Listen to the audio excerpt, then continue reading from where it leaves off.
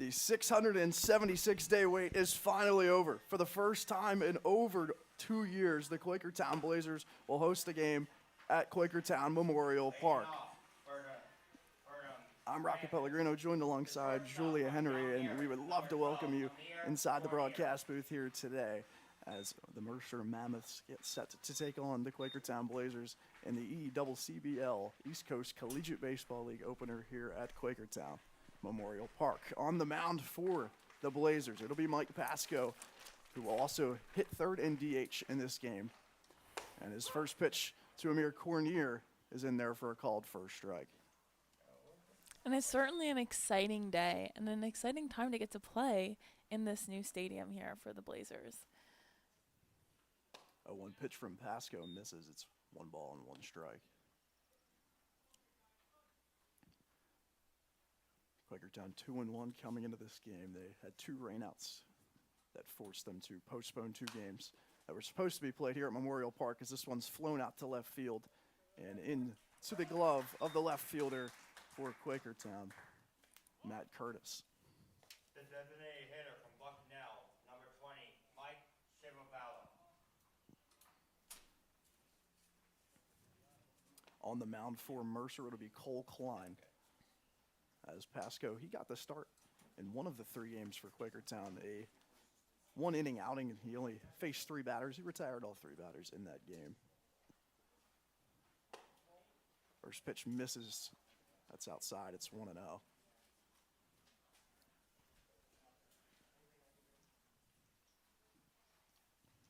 Shivervallo, the DH in this game.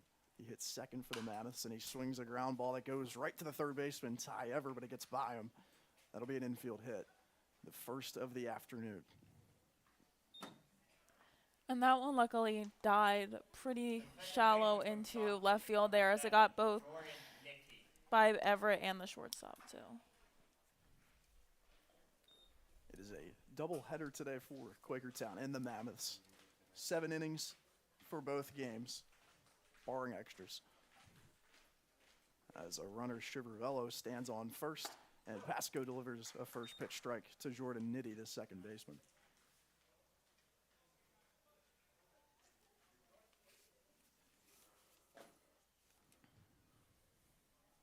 A 1 count to the second baseman. He looks at that one low and away. 1 ball and 1 strike.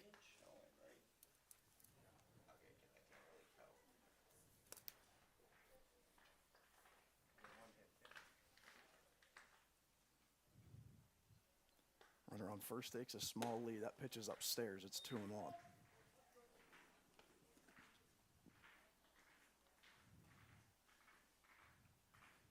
Jordan Nitty, the senior from Stockton, the D3 level. He 1 for 5 with an RBI in his last game on Thursday.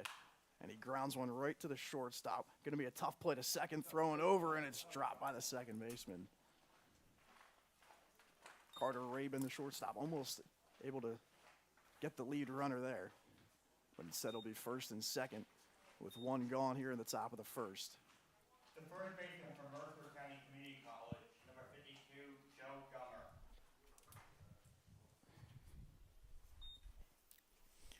And so far we've seen shortstop as the hot place here to hit the ball, as the last 2 balls have gone over to the left side of the field. So Gummer, the lefty, stands in. He flies one out into foul territory down the left field side. Going to be a tough play for Everett, but he makes the catch for out number 2.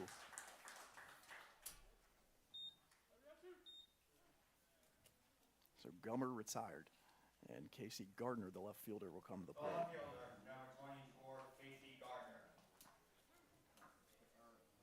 2 gone here, still a runner in scoring position for Pasco and company in the Blazers. Trying to strand 2 here in the top half of the first. Righty versus righty. The first pitch, this one's hit well, out to right center. That one's in the gap. It's going to drop in for an RBI. 1 run will come around. Getting the wave and coming home is Nitty. He will head to the plate. Runner from second is going to third, and it'll be an RBI triple. It's 2-0. Mammoths lead. And that was a hard hit ball to the gap there. And then we just saw a little bit of miscommunication there between Woolwine and Barthel there, as I think it hit I think it's gravel right there by the fence, which makes it a little hard to pick up. Or the grass ends, and it's some, Type of warning track. yeah, basically, and it just got a little stuck there. So a hard hit ball out to the gap. That'll score two. Mammoths with a quick lead. And a runner stands 90 feet away with two gone in the first. That first pitch is in there for a strike for Pasco.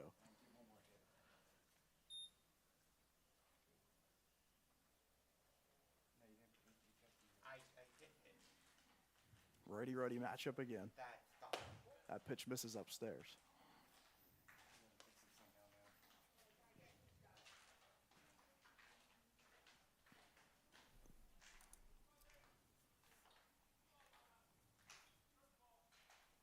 Pasco's pitch.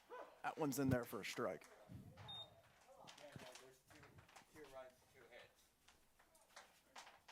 It's got the Blazers mixed up with the Mammoths. No, he's pointing to them, yes, this way. Runner stands on third, 90 feet away. The pitch from Pasco, flown out to left field. That's going to drop in for an RBI single. And the Mammoths lead 3-0. As they continue to strike with runners in scoring position. The third baseman from Central Connecticut State, number 6, TJ McLeod. And TJ McGlizzle will come to the plate, the freshman from Central Connecticut State at the D1 level, the incoming freshman.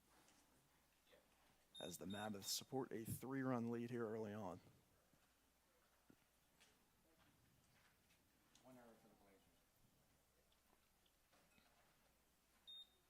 Pasco will step back on with a runner on first to face the third baseman. 0 for 1 with a walk. And his last game on Thursday, 7-5 loss to Trenton for Mercer. Pasco's pitch is in there for a strike, and it's 0-1.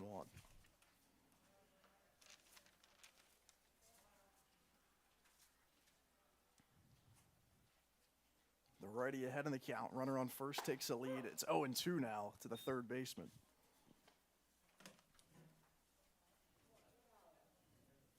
Pasco trying to get out of the inning with only 3 runs allowed. A runner stands on first for him. He's ahead in the count at 0-2 to Michelizzo, and he swings and misses at that, offering the first strikeout of the afternoon for Pasco, and he gets out of the inning allowing just 3 runs. So we'll head to the bottom half of the first. The Blazers trail 3-0.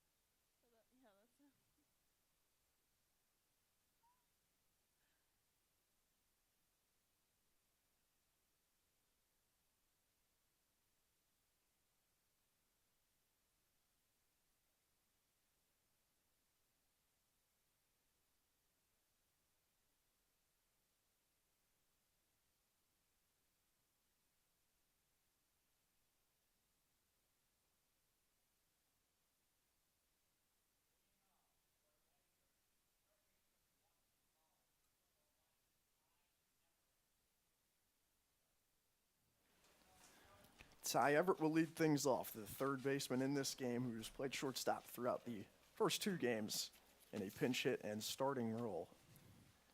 Everett plays at Washington College heading into his junior year next season as the Blazers look to battle back from what was a rough top of the first inning. 3-0 lead for the Mammoths early on as this one's grounded foul down the first base side. Julia, you did mention in the open, exciting here to be back at Memorial Field in the new grandstands, the renovated grandstands for that matter. Definitely. And the Blazers here are looking to put some runs back on the board. Although they got out, at least they got out of that top of the first. You know, they had seven players up to bat, only gave up 3 runs. So could have given it. Yeah, could have been worse. Not an ideal start, but the damage was somewhat minimized there. Everett, .299 batting average in college this year as a sophomore at Washington College as he skies this one fouled on the right field side. And it's 1 ball and 2 strikes to the third baseman. Everett, the Quakertown Panthers graduate as well, just as we are. So we got to shout out all the Quakertown people on this team. Along with Cody Barberia, the right-handed reliever. As Everett down to the count 1-2 to Klein on the bump. As the lefty kicks and deals. This one's grounded right to the first base side and scooped up easily for out number 1. The center fielder from Quakertown, number 16, Bo Barhol. And kind of going off of that Quakertown loop there, when I interviewed Cody Barberio for my article for the Herald, he talked about how nice it is to, kind of get to play on his home turf during the summer. Nice not having to make the travel or the commute to anywhere as well, I'm sure. Yes. First pitch to Barthol is inside. It's 1-0. Barthol is another member of the Kutztown class that is in this team for the Blazers, one of 3 players on their roster. As Barthol looks at that one go by, pumped in for a strike. It's 1-1.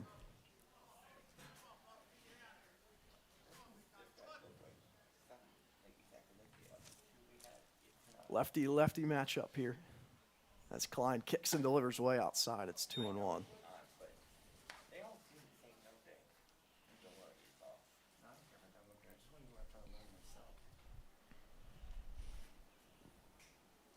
Klein ready as well as Barthol as he kicks and fires. That misses. 3-1. As the plate discipline showing here from Bo Barthol, the center fielder in this game. Heading into his sophomore year at Kutztown, the 5'8" lefty-lefty. In terms of throwing and hitting, as that one nabs the outer half of the plate. Full count offer incoming.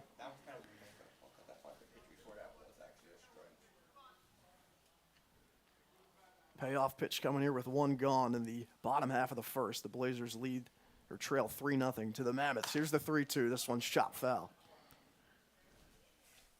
And we see some battling here in plate discipline by Barthol, as this is something we didn't really see in the top of the first. The Mammoths got a lot of strikes, and we're just able to put them in play. So we'll have to see how their plate discipline is as the game moves along. Klein ready. Barthol digs into the left-handed batter's box. Here's the payoff pitch, swing and a miss. 2 gone in the first, and the 3-hole hitter for the Blazers, Woolwine, will come to the plate. The right fielder from Elizabethtown, number 31, Mason Woolwine.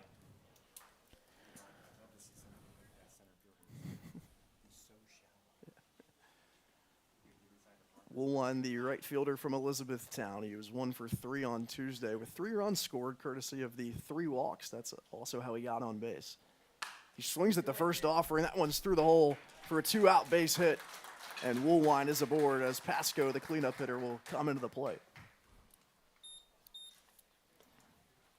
The pitcher from Chestnut Hill, number 10, Mike Pasco. Pasco, a rough top half of the first on the bump, but he gets a chance here to make up for it. Try to battle the Blazers back into this one. Doubleheader, 7 innings. So don't have as many outs to try to work it back, but could be high-scoring affairs. That's the nature of doubleheaders. Yes, it does seem like doubleheaders. You cut the innings down to 7, and you got to cram in as many runs as there would be in 9. First pitch to Pasco's in there for a strike from Klein. As Woolwine on first takes a small lead. Woolwine 1-for-1 stealing bags this year as Pasco swings and misses at the inside, offering its 0-2.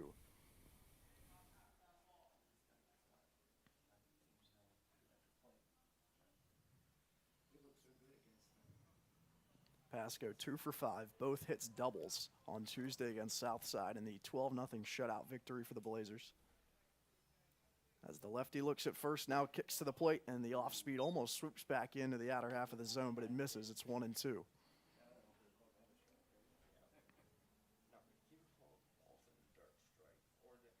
Klein steps back on the rubber as the runner from first, Woolwine, takes a small lead and now extends it a tad. Klein looks, now fires. 1-2 is chopped back off the protective netting behind home plate.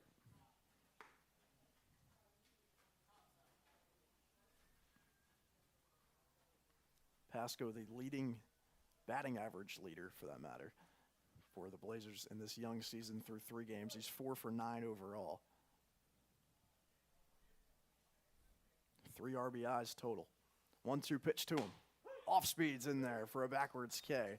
And Klein strands a runner at first and gets out of the inning. 1 hit, 1 left on. We'll head to the second. It's 3-0 Mammoths lead.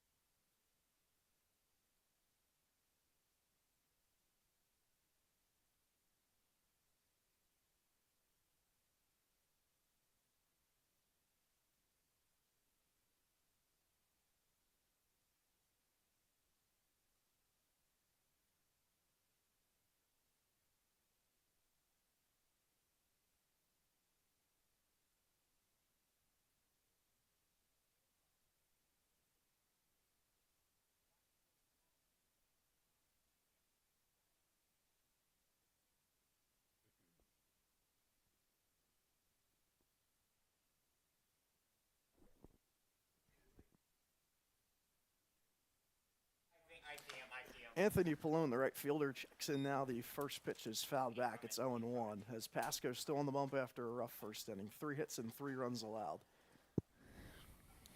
Did strike out the last batter of that inning to get out of it with 1 left aboard. Pallone, the right fielder and the incoming sophomore from Rowan at the Division III level. He swings at this offering and chops it right to the second baseman. Kochi's there. He flips the first in time for out number 1. And that's, I think, the first time we've seen a ball hit off of Pasco go to that right side of the field. I mean, that first inning, it was just left field, through between that third and shortstop gap. A lot of balls to the left side of the field. So Pasco will dig back in. Righty-righty matchup once again. This time the third baseman, James Schaefer, the 9-hole hitter. He looks at the first offering. It's low and away. Schaefer, the incoming freshman at Stony Brook, the Division I level. You've seen the talent early on, 2 for 2 with a run scored in his last game on Thursday. 1-0 pitch, that's in there for a strike, 1-1.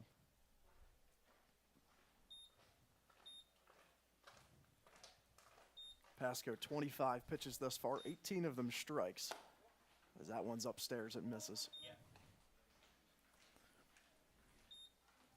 2 balls and 1 strike with 1 gone here in the top half of the second. 3-0 lead for the Mammoths as Pasco delivers, and that nabs the outer half of the zone. 2 balls and 2 strikes to the third baseman, James Schaefer. Schaefer 2 for 4 overall this season, and he stays alive in the count, fouling that one back towards the protective netting behind home plate.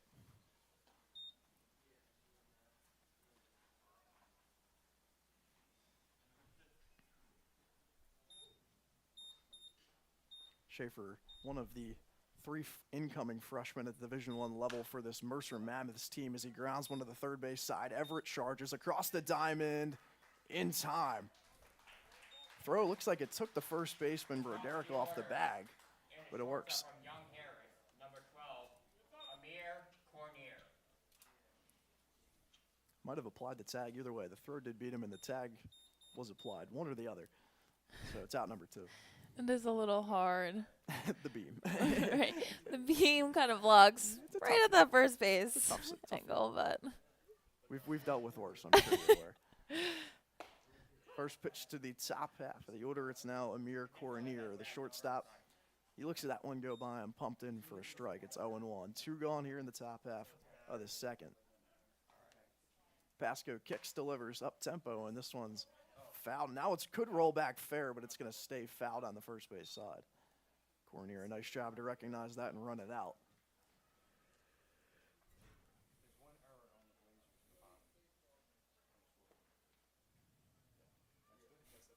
Cornier led things off by flying out to left field in his first plate appearance. That's what I said, the arrow before. That's why Down in the count here, 0-2 to Pasco. Pasco, the incoming sophomore at Chestnut Hill. He kicks and fires the 0-2 upstairs. It's 1-2. and that might be the hardest pitch thrown so far in that game. That really popped against Schellenberger's glove there. Trying to get him to chase upstairs. The 1-2. This one's flown back out of play down the first base side. Count stays at 1-2.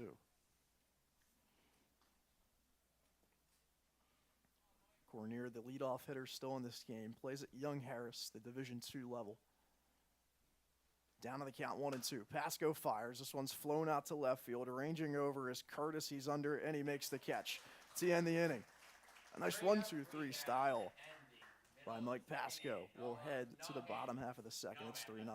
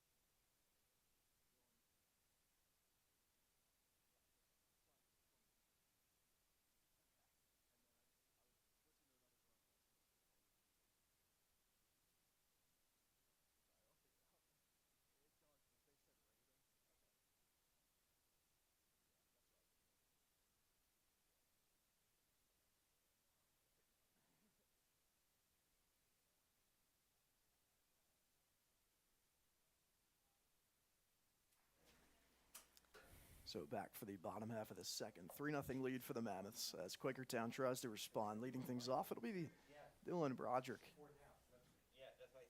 Pitched in the last game against Southside on Tuesday, a 12-0 win. As Klein, the lefty, delivers in for a first pitch strike. It's 0-1. It's early on in the season, and I think another thing is this is the first time the Blazers have played here, what, 2 years? 676 days to be exact. So basically 2 years here. So just really, kind of settling into that home turf, the home, getting all the logistics of what it looks like at noon when the sun's in your eyes in the batter's box and all of that. Good point, yeah. I'm sure that does play a factor, No. yeah. First noon game here at home. Got to get used to the new environment. They did play a doubleheader last Saturday. Split that doubleheader in the season opener against the South Jersey Kings. Roderick down on the count 1-2. Nobody gone here. He's leading things off in the bottom half of the second. Klein delivers. This one's chopped foul down the first base side. Roderick, part of the 1-2 punch here at the 4-5 spot of the order from Chestnut Hill. Both him and Mike Pascoe is on the bump for Quakertown from Chestnut Hill at the Division II level. Roderick 2 for 3 on Tuesday with an RBI as well. Down in the count 1-2 here to Klein. Blazers searching for another base runner. They had one in the bottom half of the first. Klein delivers. This one's a hard hit ground ball towards the second base side. Nitty's over and he fires to first in time for the out. The catcher from Hartford Community College, number 26, Jackson Schollenberger. Schollenberger comes to the plate now, the redshirt incoming sophomore.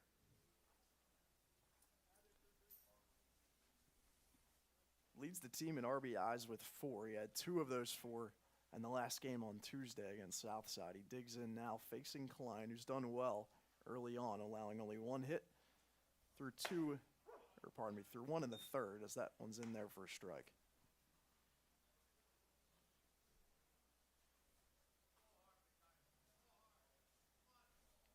Schollenberger 1 for 4 on Tuesday. As he looks at that one outside, it's 1 ball and 1 strike to the righty. Schollenberger 3 for 14 in college this year, but 2 of the 3 hits home runs.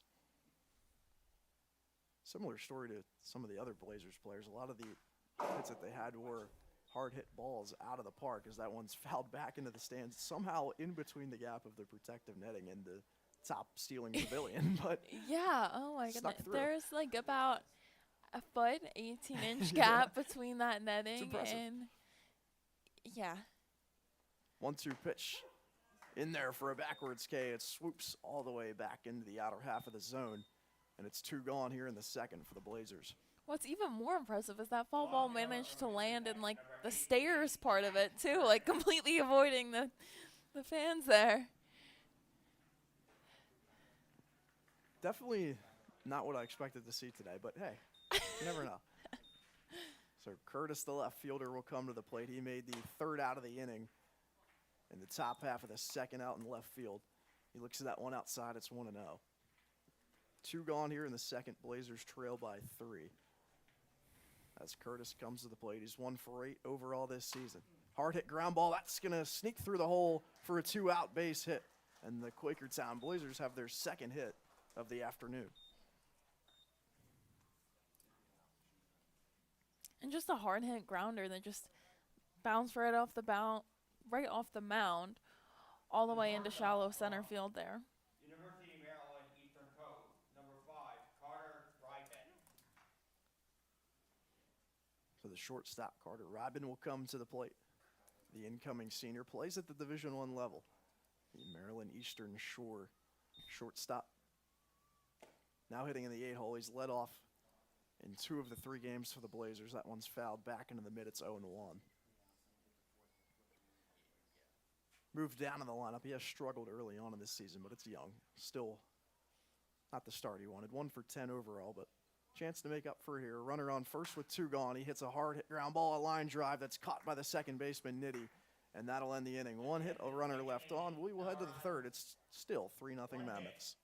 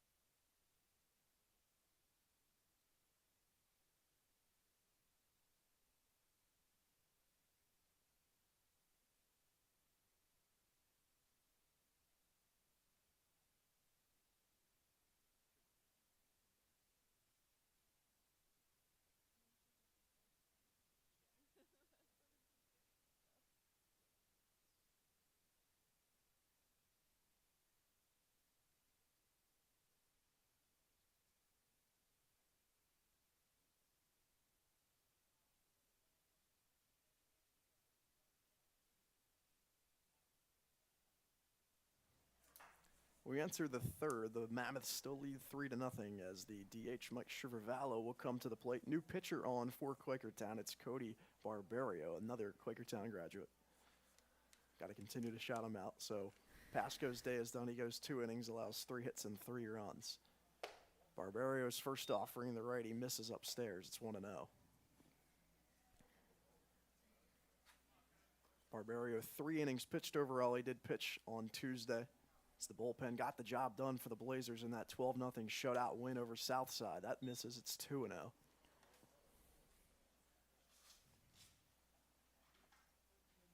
Shivervallo 0 for 1 on the afternoon. Plays baseball at Bucknell. That one misses outside. It's now 3 balls and no strikes to the DH.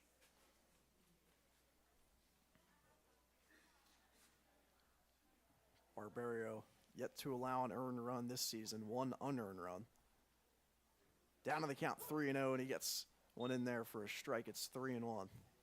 Now to Shivervallo.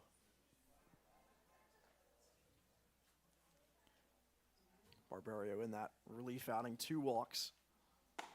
That one nabs the outer half of the plate, and it's now 3 balls and 2 strikes to the DH. And this is the first time we've really seen a battle here between the Blazers pitching and the Mammoths batting. Payoff pitch coming. This one's skied in the air. It's in play. Towards the first base side, ranging over and calling everyone off is the first baseman, Dylan Roderick, for out number 1. The second baseman from Stockton, number 7, Jordan Nitti. So Nitty, after having made 2 plays in the bottom half of the second for 2 outs, he will now come to the plate on the offensive side of things. There's 1 for 5 in the last game against Trenton. 2 hits overall this season in 15 at-bats. He looks at the first pitch, miss for a ball. It's 1-0.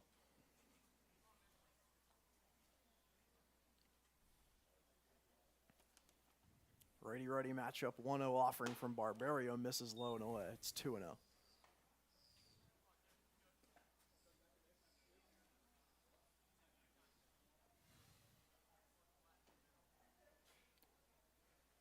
Barbario, 34 career college strikeouts. Down to the count 2-0, and this one's floating in the air towards the right field area. Now it's shallow right field, ranging in is Woolwine, and he makes the catch for out number 2. The first baseman from Mercer County Community College, number 52,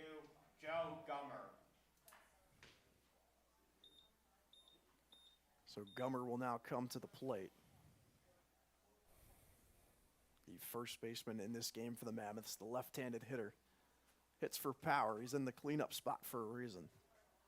8 for 17 overall as he skies one in the air out towards center, ranging to his left and making the catch is Bo Barthol for out number 3. 1-2-3 inning. In the middle of the third inning, no runs, no hits, no man left on base. Nice job by Cody Barbario to come in relief for Mike Pasco. We'll head to the bottom half of the third. It's 3-0, the Mammoths lead.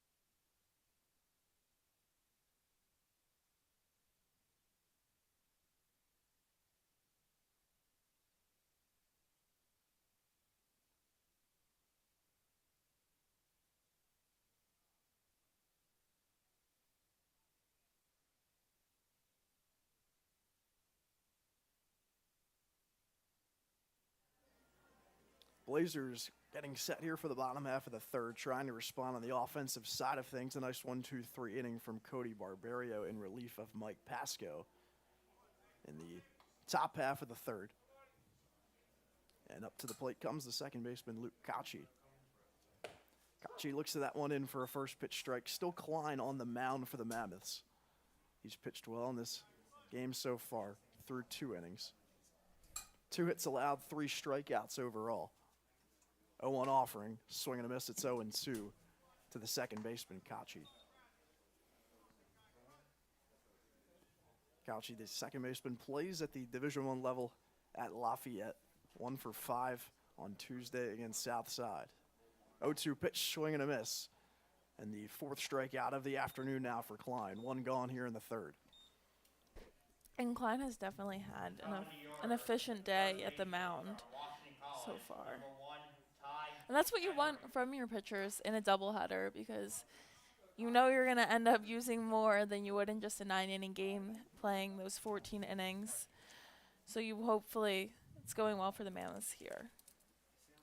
Lefty righty matchup, Ty Everett back to the top of the order, a hard swing and a miss. It's 0-1. Everett 0 for 1 thus far. 1 gone here in the third. Blazers trying to respond after a 3-run top half of the first inning from the Mammoths, as that one's a hard hit ball fouled on the right field side. Everett down to the count now 0-2.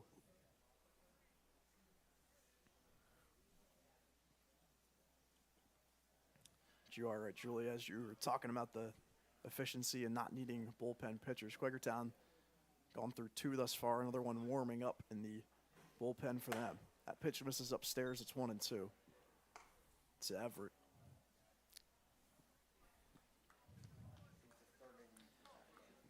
Everett 2 for 7 overall this season. He led things off in the season opener against the South Jersey Kings. 1-2 pitch, fouled back.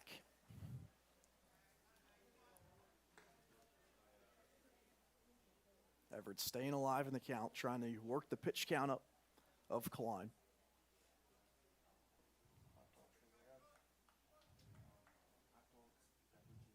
Everett was named the 2024 Most Improved Player at Washington College as he looks to that one low and away. It's 2 balls and 2 strikes. Still 1 gone here in the third. as Klein working on the bump for the Mammoths.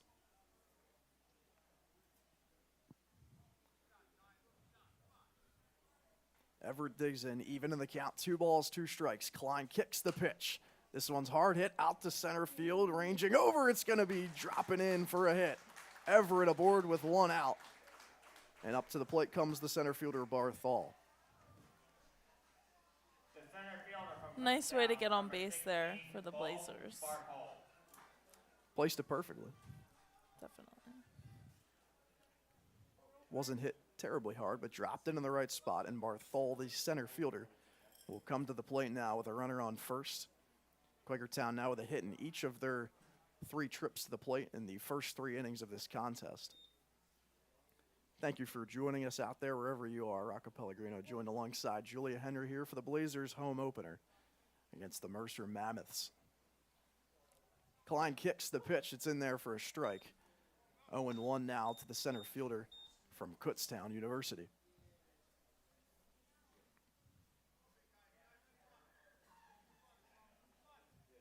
Everett yet to attempt to steal a bag this season. Only been on 3 total times, though, as this one's hit well out to left field. Ranging in is the left fielder, Gardner, and he makes a nice play for out number 2. The right fielder from Elizabethtown, number 31, Mason Woolwine. Well, you know the old adage of not about how hard you hit it, it's about where you hit it. That held true there in the the last 2 at-bats between Everett and Barthol. That one a little bit harder hit, but right to the left fielder, Gardner. And up to the plate comes Mason Woolwine, the right fielder. He had a hit in his first appearance. As the back door swooping curveball goes in. Everett on his way down to second, and the throw is in time from Babkowski. He nabs the runner, Everett, and that'll end the inning. We'll head to the top half of the 4th. Julia Henry will take over the play-by-play duties. I'll move over to color commentary. Mammoths lead 3-0.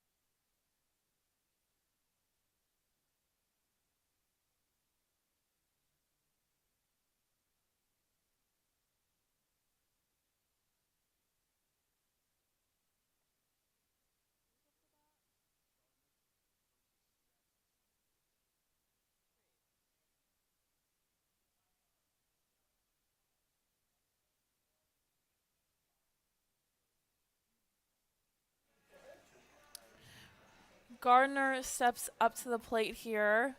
Second time. They're about halfway through their lineup here. The Mammoths against Jackson Snyder on the bump for Quakertown, making his 2nd appearance this season, his first in the season-opening doubleheader, 1 inning pitched in relief.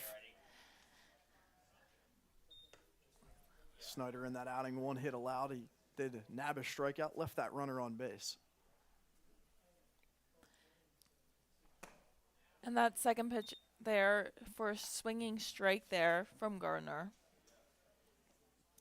Gardner 1 for 1 thus far this afternoon.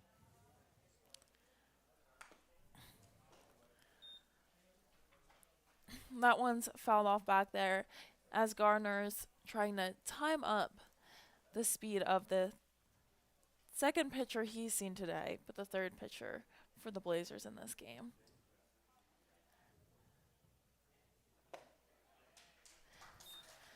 And he swings and a miss there. Strikeout number 1 for Snyder. From Alvernia, number 13, Chris Batkowski. Nice job by Snyder there to retire Gardner, who had the 2 RBI triple in the top half of the first that got this early lead going for the Mammoths. Haven't looked back since.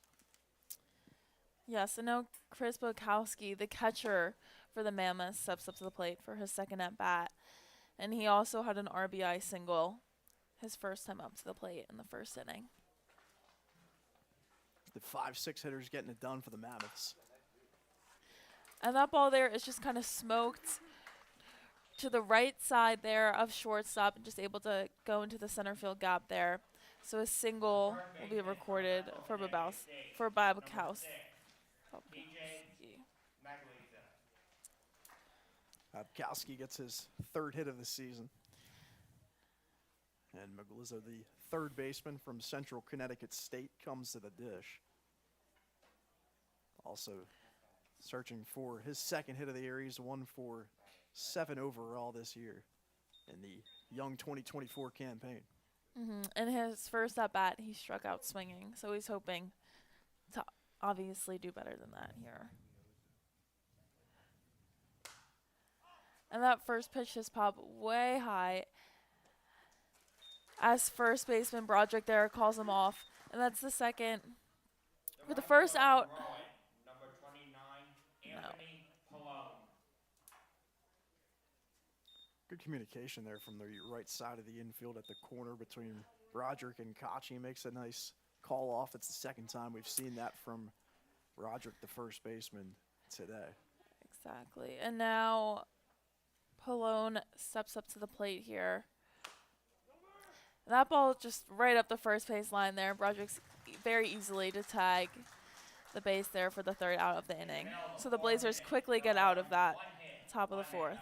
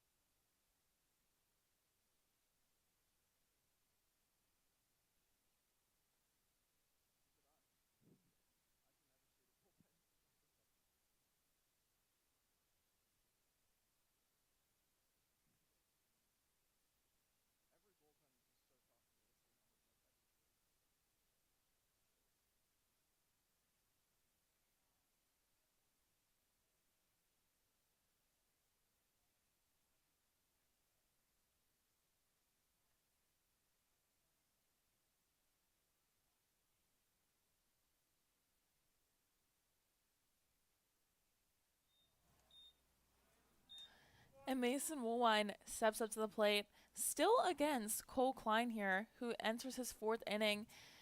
And really the tale of this game, a little bit, has been the pitching as the Blazers have made it through 4 innings, 3 pitchers, with the fourth warming up in the bullpen, and the Mammoths have stuck steady with Klein here. And the second pitch of that at bat also comes in for a ball. So early on, 2-0 count to Woolwine from Klein. Woolwine leading the team with 5 walks. This has been the story so far. And that finally, the first strike of that bat there. But right along that outside line for the across the side of the plate there for the right-handed batter.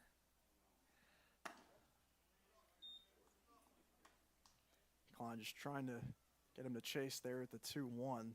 Continuing to try to find the outer half of the plate. Just missed on that one, though.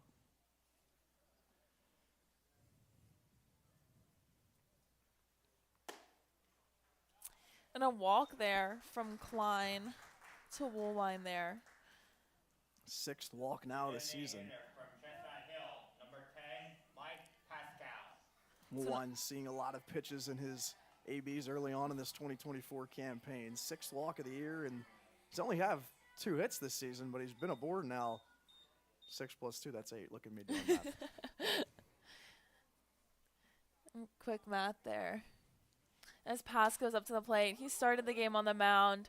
Fires. That one's hit, though, just to Klein, though. So that, able to get a double play off there as Pasco hits that one right to Klein on the mound, who turns around and fires it there to second baseman Jordan Nitty, who fires it back to first baseman Joe Gummer. Yeah, it's just a tough play. Normally hitting it right up the middle. Normally get it through the hole, but unfortunately popped right over the bump and right on to the glove of Klein. Made the nice turn to second. So now with 2 outs, first baseman Dylan Broderick steps up to the plate for the Blazers. And that first pitch there, in for a strike. The Blazers have had a little bit of success with their bats with 2 outs, but they're really looking to start to score some runs here as I've had a base runner in all 4 trips to the plate, just not cashing it. that second pitch there a little bit outside. It's another thing. Klein has really been working that outside corner there, operating between strikes and balls there. Efficiency has been the key. We've talked about it earlier on, but no one warming up yet for Mercer.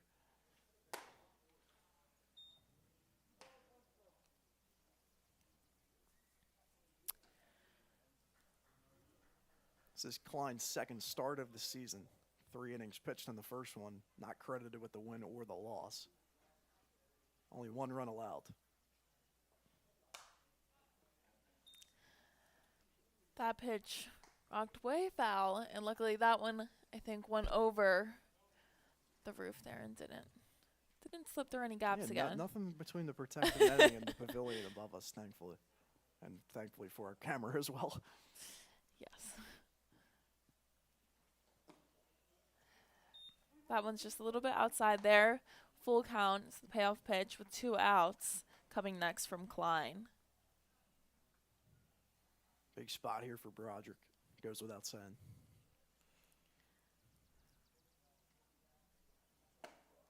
And swing and a miss. Broderick is retired. And Klein gets out of the 4th inning.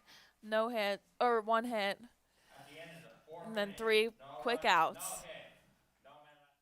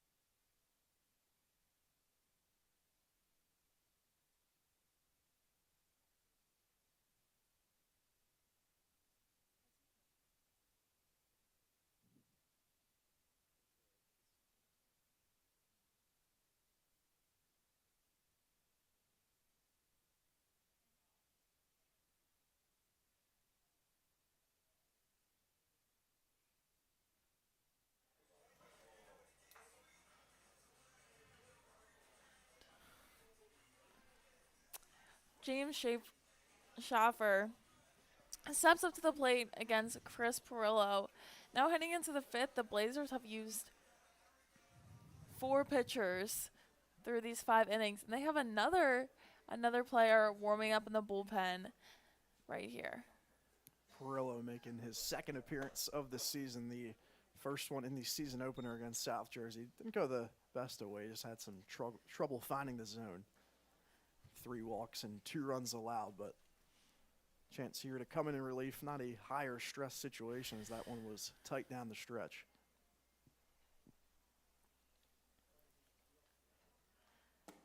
His second pitch in for a ball there. So 1-1 count.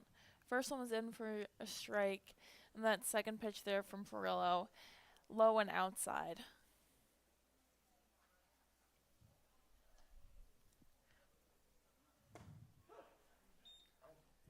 It's a beautiful backdoor. Called a slider. Could have been a curveball. Not too sure, but had some great movement that fooled the hitter, Schaffer, there. Definitely fooled the hitter there. And that one almost, getting the timing down again, almost made some foul contact there to keep the count at 1-2. Chris, another Quakertown Panthers graduate. Got to keep shouting him out. I'm going to be doing it all season.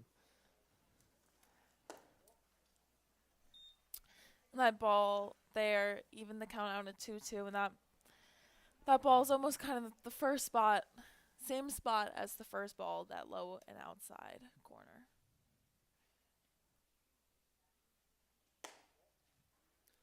Not a bad 2-strike pitch. Just trying to get him to chase at something close with 2 strikes. Mm-hmm. On the payoff pitch, awaiting Schaffer.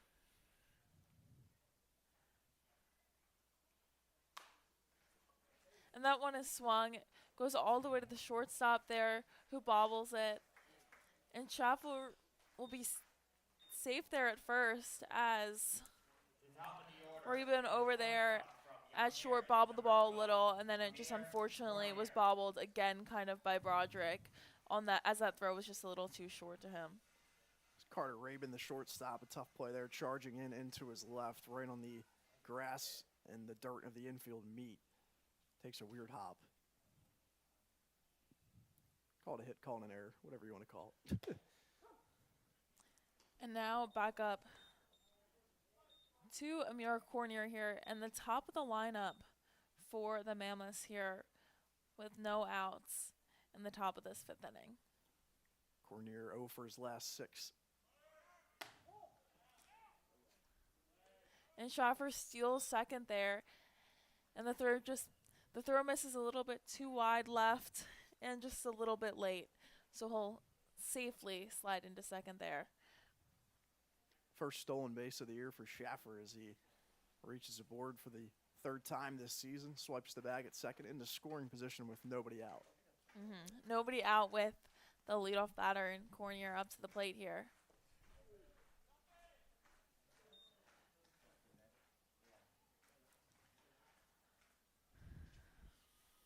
Perillo trying to work through some danger once again. He's got some velocity behind it in the 90s, as well as some movement with the off speed that we saw earlier in that last at-bat to Schaffer. And that ball there misses for ball 3, so the count is 3-1 to Cornier here.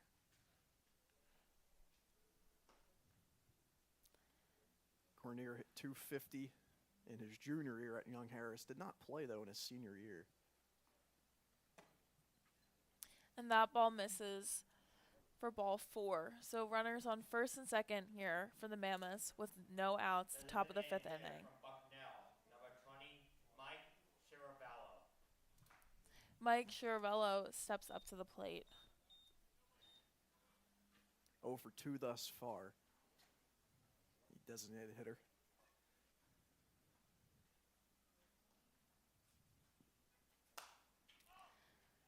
And that ball's popped way foul, way high. Out of play here for strike 1 against him. Perillo is getting into 2-strike counts, and he's getting Some pitches close to the zone. These hitters, though, of Mercer just doing a nice job laying off and staying alive in the counts.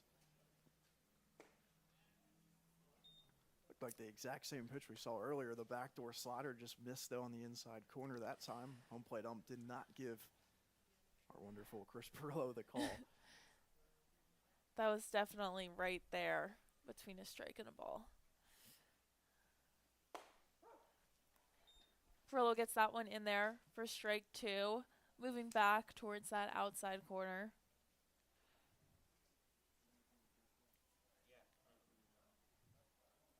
Like the movement, though, from the middle infielders, Kachi and Rabin, trying to deke the runner at second.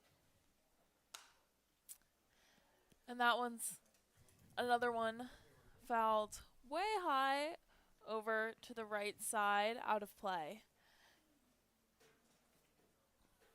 So 1 ball, 2 strikes, no outs. Runners on first and second here.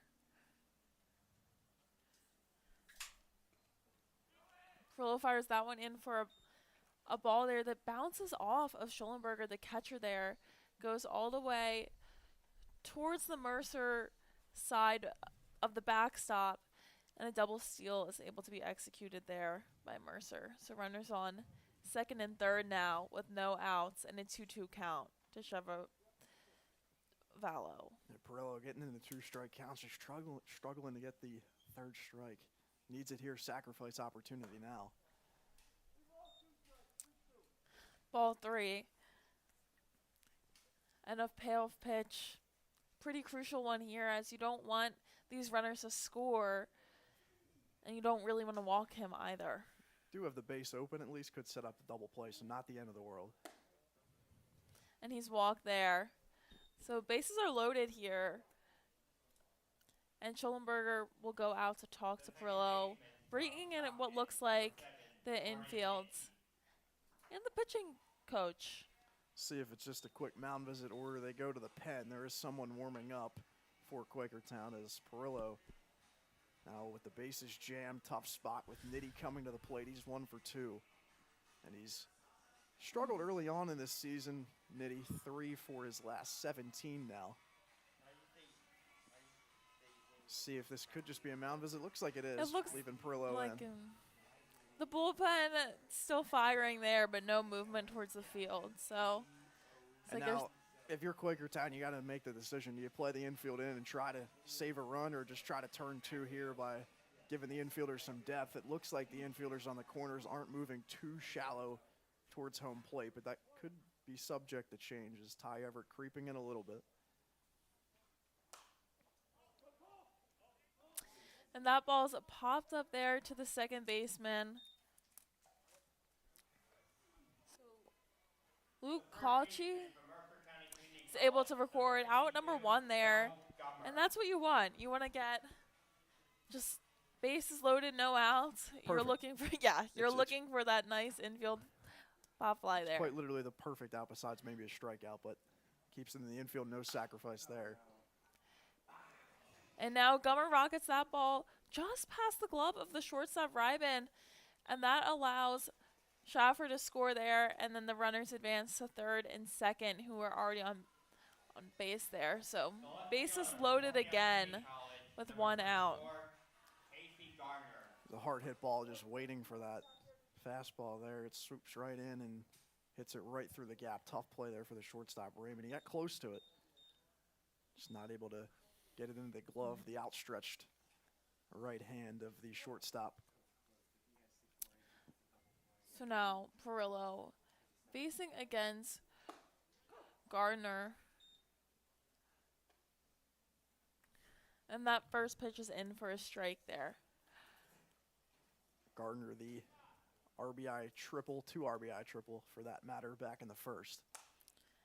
And that one's popped up high, out of play.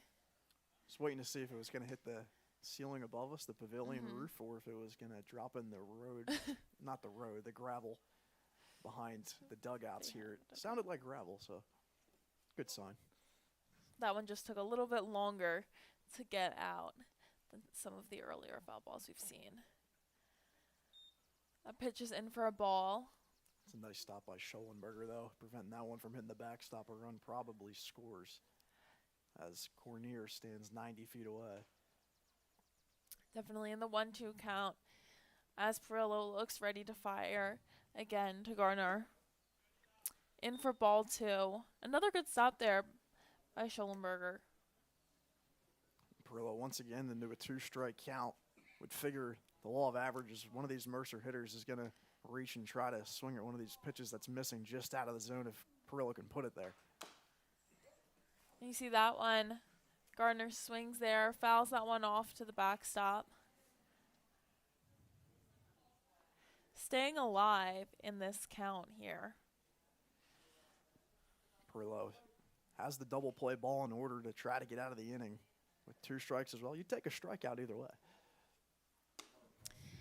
And that one misses far outside, but an excellent save there from Schollenberger, who completely spun and turned his body to make sure to prevent Cornier from scoring there. Second time now, well, arguably the third. That one the most impressive as he had to turn the glove away. Looks like he kind of got crossed up as well.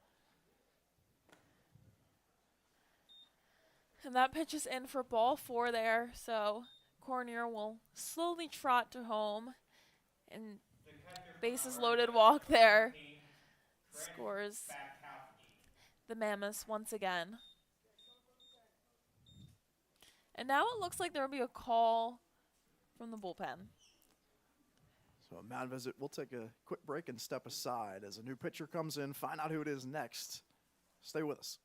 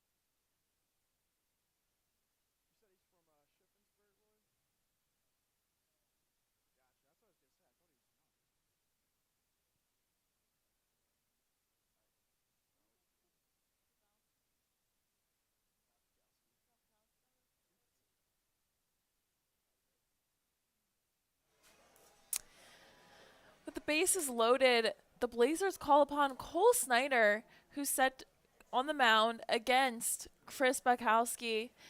And the Blazers are on their 5th pitcher in 5 innings. Yeah, not what you want to see in a doubleheader. 7 innings, so not as crucial if it were 9 innings. But pivotal now for the Blazers to try to get out of this inning and not have to punt the remaining of this game. Try to stay in it. 5 runs, I mean, it's tough, but it's doable. If it gets to 7 or 8, well, then you're pushing it. First pitch was in for a strike there, and that second pitch in for a ball from Snyder. And the Blazers did win their last game 12-0. And Southside. So they're obviously capable of having that excellent offensive performance, but we just really haven't seen the bats come alive today. Credit to Klein on the bump for the Mammoths, who did a great job. Looks like there is someone warming up in Mercer's bullpen. The final line, if that is indeed it for Klein: 4 innings, 3 hits, 1 walk, 5 Ks, and no runs.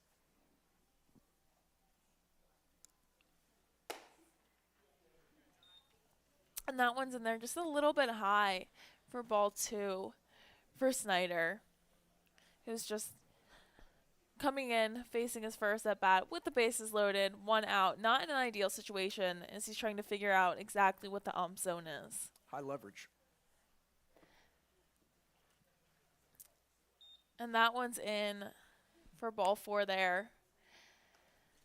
And once again, a run scores on a walk with the bases loaded for the Mammoths, Central Connecticut State, extending the lead to 6-0 TJ for the Mercer Mammoths. Maglioso steps into the box. And conceding the run there wouldn't be as difficult if you could just record one of the 2 remaining outs needed. But unfortunately, walking in the 2 runs and can't even give yourself a chance to make a play on a ball in play. Struggle finding the zone here for Snyder and Perillo in relief.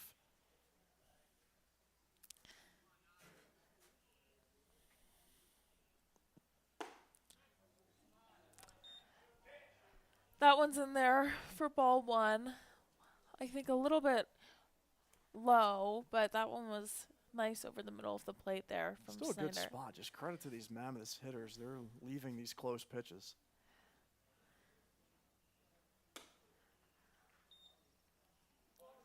Well, just got away there from Snyder. Set up a little bit on the inner half of the plate with Schollenberger, the catcher, but missed upstairs.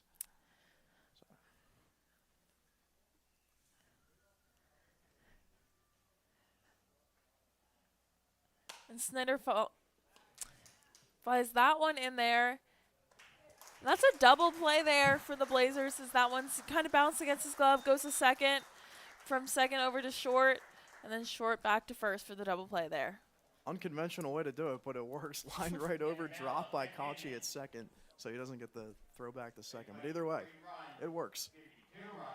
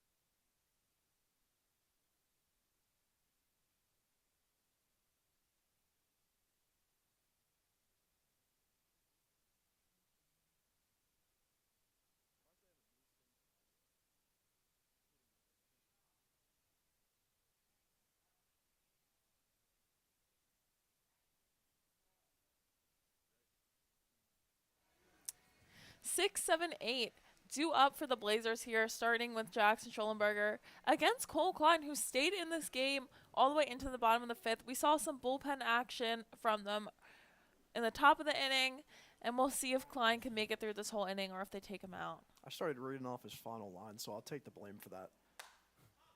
Because I would think Quakertown would not want to see this guy any longer than they have to. And I unfortunately jinxed it by thinking that was it for him. Schollenberger pops back. The first pitch of that at bat, foul, as we feel like it's been a lot of first pitch popped foul balls out of play. Another ball foul tip there. So 0-2 for Schollenberger to start off the innings. Schollenberger was aboard earlier with a one-out walk. Down 0-2 here, though. And that pitch is in for a ball, a high and outside ball. Just a waste pitch, trying to get him to chase on something.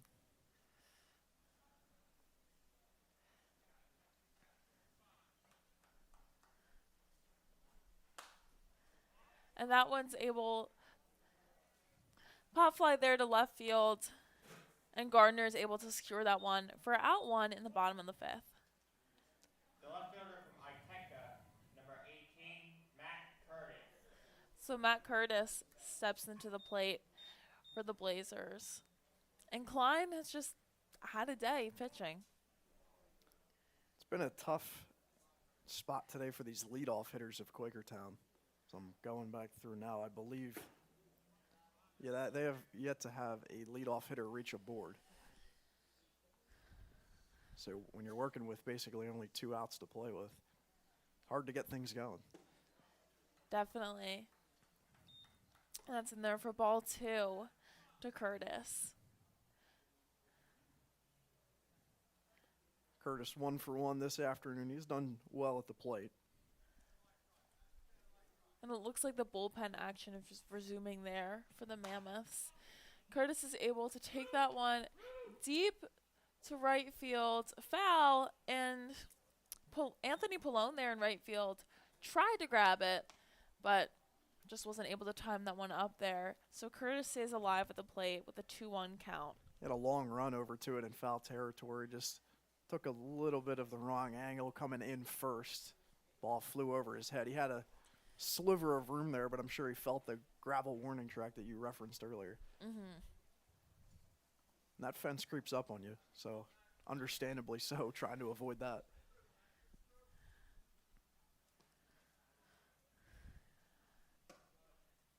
Klein fires there, ball. Curtis recorded his second hit of the season. He's now 2 for 9 overall in the young 2024 campaign.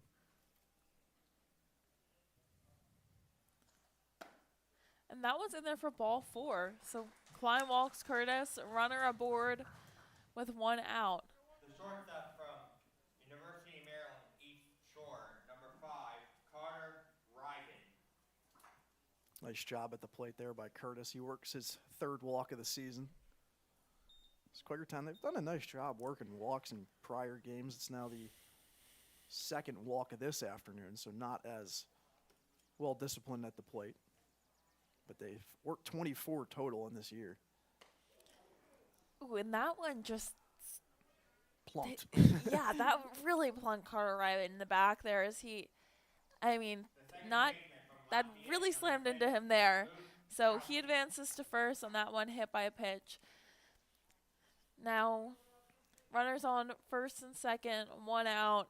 Klein's time on the mound might be slowly running out here. Big spot here for Kachi, the second baseman. He's 0 for 1 thus far. And a big spot here is the 9-hole batter.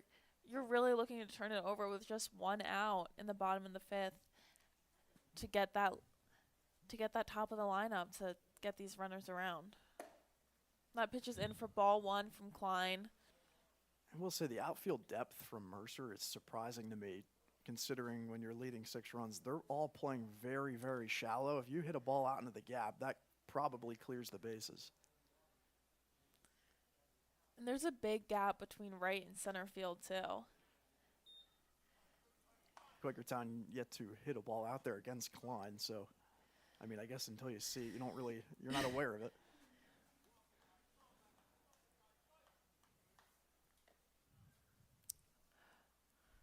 trying to protect the blue base hits as well. That would also score at least 1 run. That one's in there for strike 2. So 1-2 count here. Looking to stay alive here and keep adding runners on base for the Blazers. Kachi 1 for 5 on Tuesday against Southside. He's 2 for 10 overall.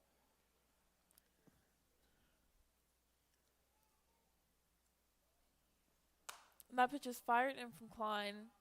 Foul out of play, as we've seen. Both hitters from both teams doing a good job staying alive in these 2 strike counts, staying on pitches that are close and then leaving ones as well that are on the outer half of the zone. If you're Kachi here, just got to try to make contact. Can't strike out and make it 2 outs.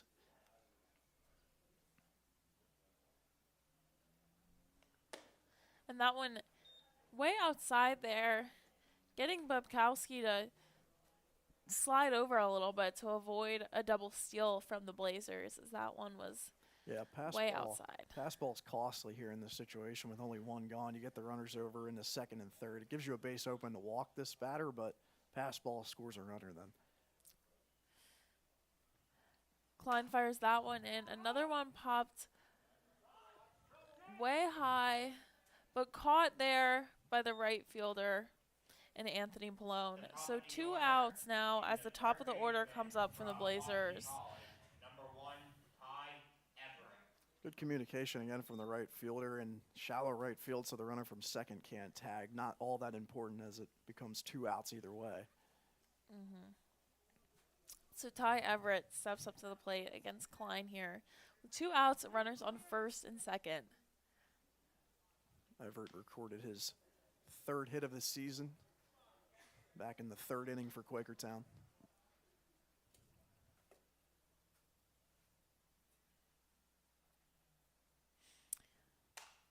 That first pitch is sent foul out of play all the way to the netting on top of the bullpen there for the Blazers. Seen some weird placed foul balls today. Definitely. Important here for Quakertown, though. Now with 2 outs, you do have the runners going, so if Everett is able to put a ball in the gap, it definitely scores 2. And you could probably get the runner from first, Rabin, over to third in the event of just a blue base hit. And that one there to Klein to the shortstop, and he fires all the way over to first base in time. So for out number 3, the Blazers are retired. No runs there.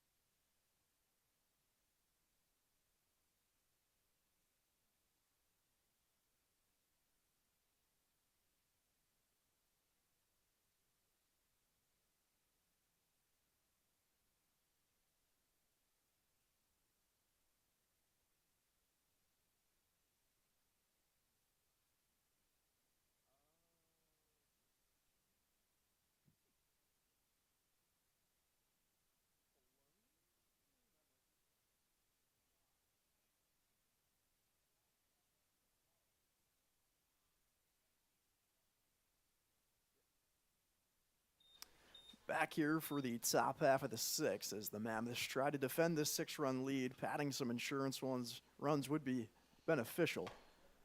But they've built a solid lead courtesy of 3 runs in the top half of the first on Mike Pasco, the right-handed pitcher of Quakertown. And then 3 more runs of their own in the top half of the fifth as Perillo and Snyder struggled to find the strike zone.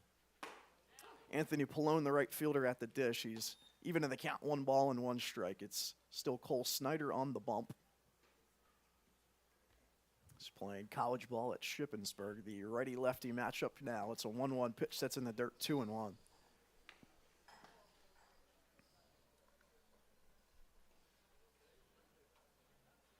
Thank you for joining us wherever you're out there. It's currently just myself, Rocco Pellegrino, on the call. Julia Henry tending to some camera issues down there at the tripod as that one's in there for a strike. It's 2-2. Pallone 0 for 2 on the afternoon, the right fielder from Rowan. Recorded the second out of the inning in the bottom half of the fifth. This one's hit hard to the third base side. Everett scoops it across the diamond in time for out number 1. Ball had some weird spin on it as it was shot through the infield grass. Number 2, James Schaefer. So Schaefer, the Division I commit to Stony Brook University, comes to the plate. He's 2 for 6 in this 2024 young season.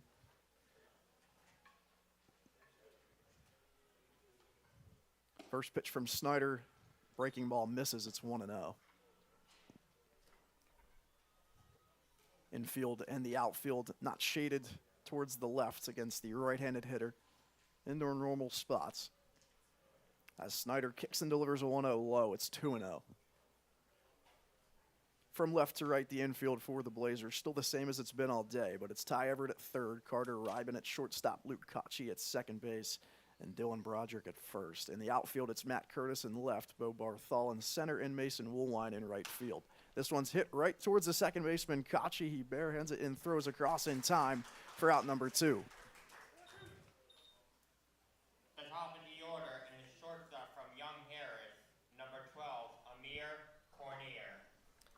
So Cornier comes to the plate. He's scored in his last trip to the plate on the offensive side of things as 3 walks issued in the top half of the fifth between Perillo and Snyder.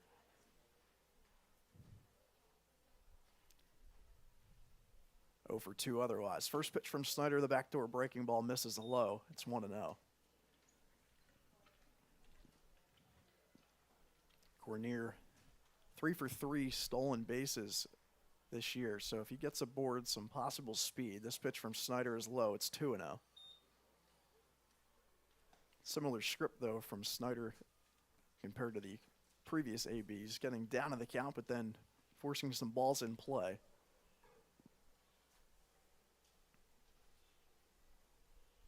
Snyder's 20th pitch in relief. It's a ground ball towards the third base and shortstop hole, and it sneaks in the left field for a 2-out base hit. Cornier's aboard for the DH, Shivervallo. The designated hitter from Bucknell, number 20, Mike Shivervallo.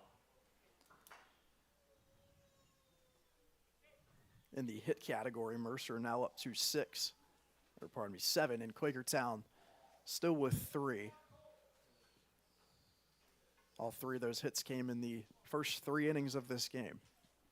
2 outs now as this one's hard hit out to left field by Shivervallo. Arranging back is Curtis, and he makes the catch just shy of the warning track. So getting out of the inning is Snyder. We move into the bottom half of the 6th. It's 6-0.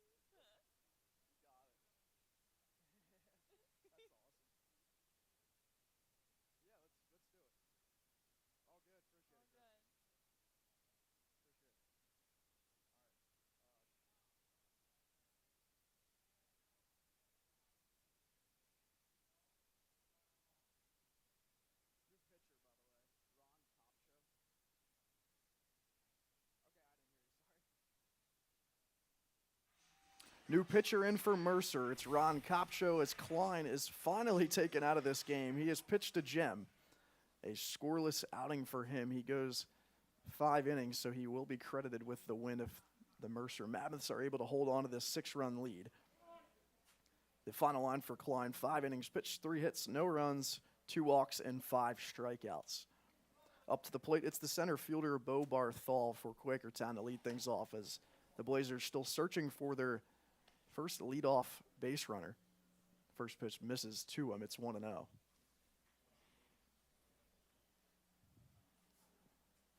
Barthol 0 for 2 this afternoon as the righty takes a big kick, fires to the plate in there for a strike, even at 1-1.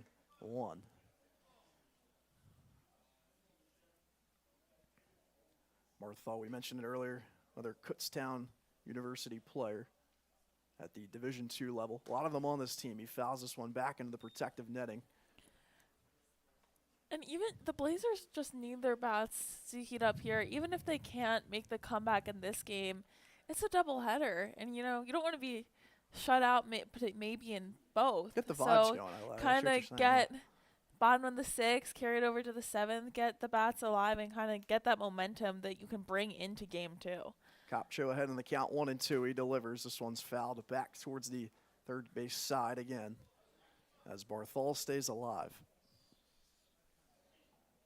Mercer with 7 hits to Quakertown's 3. This is an outer division matchup as Quakertown in the East Coast Collegiate Baseball League. They're in the Northern Division as the Mercer Mammoths currently sit at 2-3. They're in the Southern Division. The way the playoffs work, if you're unfamiliar, there's 8 total teams in the ECCBL. 6 teams will make it. It's the top 3 teams in each division. The first seed in each division will get a bye, and then the 2 and 3 seed will face each other in a best-of-3 series. The winner of that will then face the 1 seed in the opposite conference in the semifinals. That pitch misses inside. It's now 2 balls and 2 strikes to Barthol. And the championship game is just a solo game, not a best-of-3. And I think something that's just exciting, talking about this new stadium, the ECCBL, this is their inaugural season, so kind of exciting newness for the Blazers this year. Barthol sends one out to right field, and under it awaiting it is Pallone. He makes the catch for out number 1, and the Blazers still searching for a leadoff base runner. Fielder from Elizabethtown, number 31, Mason Woolwine. So Woolwine will come to the plate as the Blazers still searching for a 1 or 2 out rally. That's what they've been doing early on. They're getting base runners aboard, just not cashing in, unfortunately. And Pallone's managed to stay alive there in right field as the Blazers bats him dead. He's always catching the balls here on whether it's a foul ball moving or a regular line out. So credit to him in right field. So 1 gone in the bottom half of the 6th, and up to the plate, Mason Woolwine. He's 1 for 1 on the afternoon. As he fouls this one back out of play. It's 1 ball and 1 strike.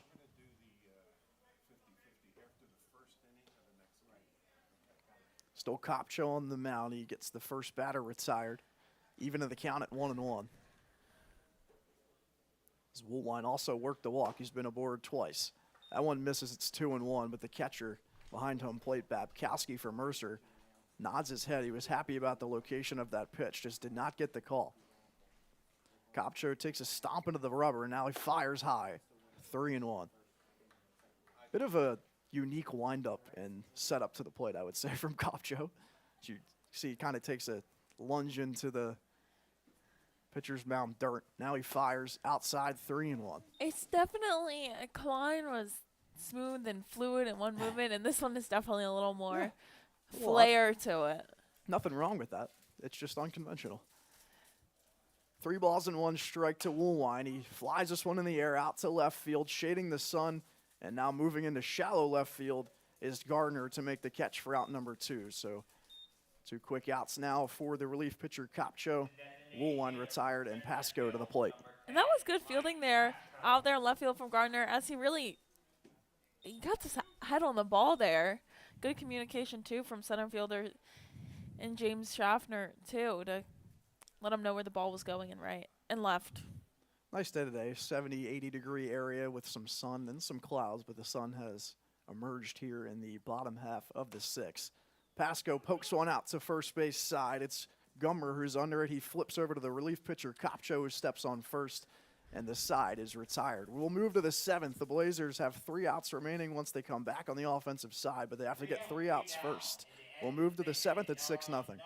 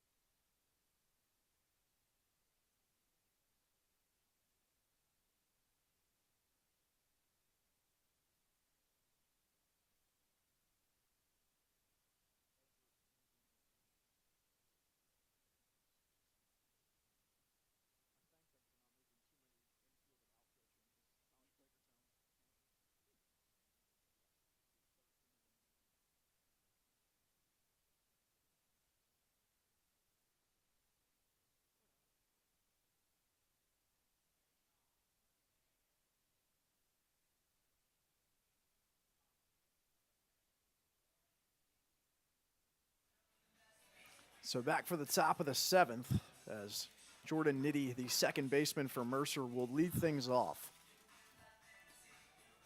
New pitcher on the bump, though, for the Blazers. It'll be Kevin Small from Long Island University, stepping on the hill. One of the few lefties in the bullpen for this Blazers team. Nitty, he's 1 for 3 this afternoon. The first pitch to him misses low. It's 1-0.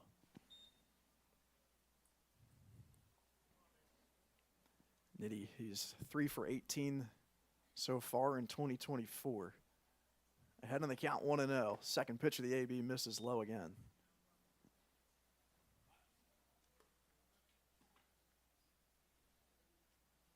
For Kevin Small, his first pitching appearance this year.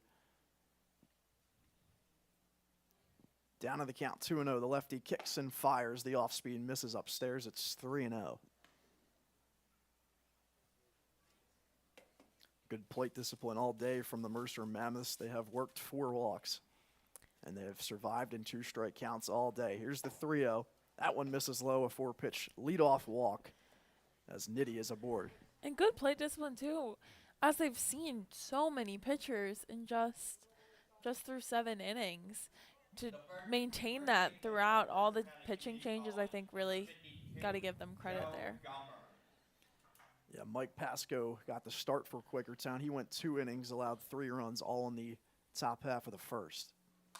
This one's flown foul down the left field side. After Pasco was Cody Barbario. He pitched an inning scoreless, then Jackson Snyder an inning with 1 hit scoreless. Chris Perillo came in, recorded 1 out, allowed 3 runs, 2 of them earned, 3 walks. Cole Snyder 1 2/3 with a hit. Nobody scored, and now Kevin Small on the hill. That one nabs the outer half of the plate, and he's quickly ahead in the count 0-2 to the cleanup hitter, Joey Gummer.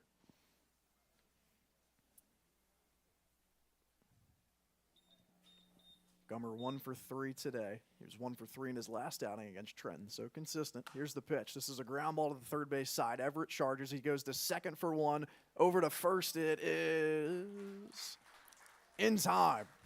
A delayed call from the first base side umpire, but they give him the double play, and it's 2 outs here in the 7th. The left fielder from Brookdale Community College, number 24, Casey You're the Garner. Blazers. That's what you wanted. You want to get out of this inning. You want to go to the bottom of the 7th and, hopefully try and rally back, get some momentum, or maybe just, kind of be done with this game and and get ready to prepare for game 2. The off-speed misses inside. It's been a big debate topic on belief of momentum or not. I don't know if it carries over from one game to the other, but perhaps it does. 1-0 pitch from Snyder. That's in there. Or pardon me, from Small. It's 1-1.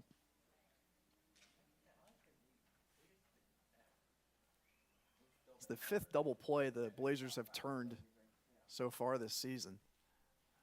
As Small kicks and fires the 1-1, swing and a miss.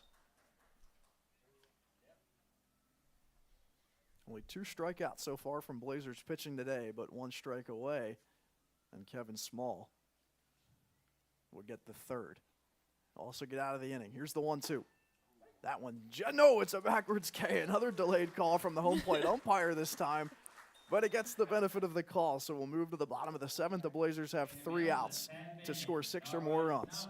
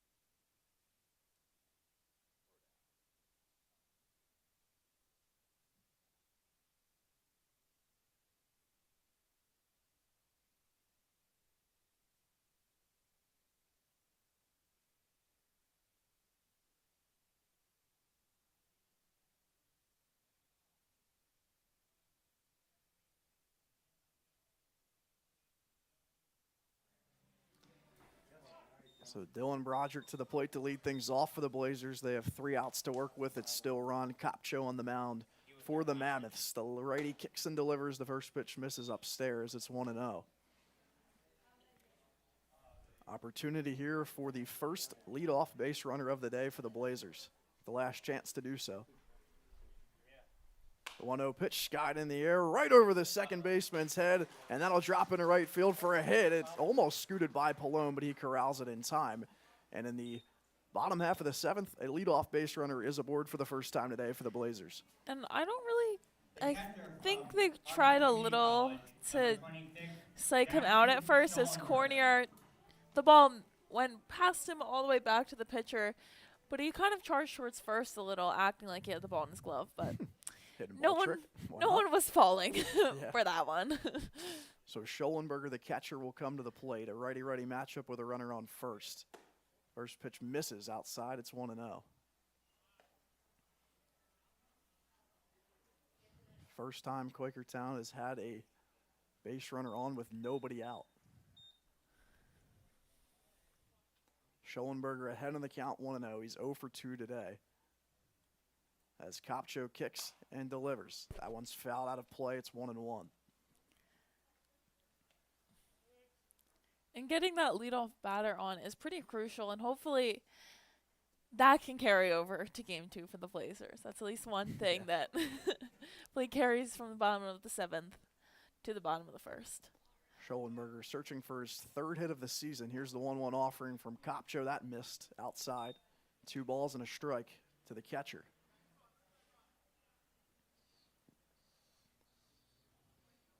Schollenberger, he leads the team in RBIs with 4 total. A chance here with a runner on first and nobody retired in the 7th. That one misses again. It's 3-1. Game 1 of the doubleheader, 7-inning doubleheader, so this is the last chance for the Blazers as they trail by 6 runs.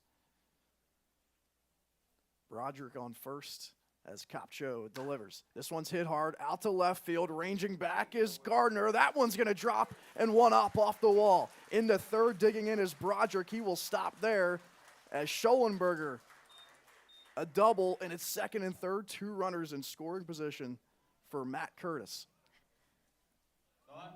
And if you're the Blazers, this is a pretty, this is probably how they wrote up the bottom of the 7th happening.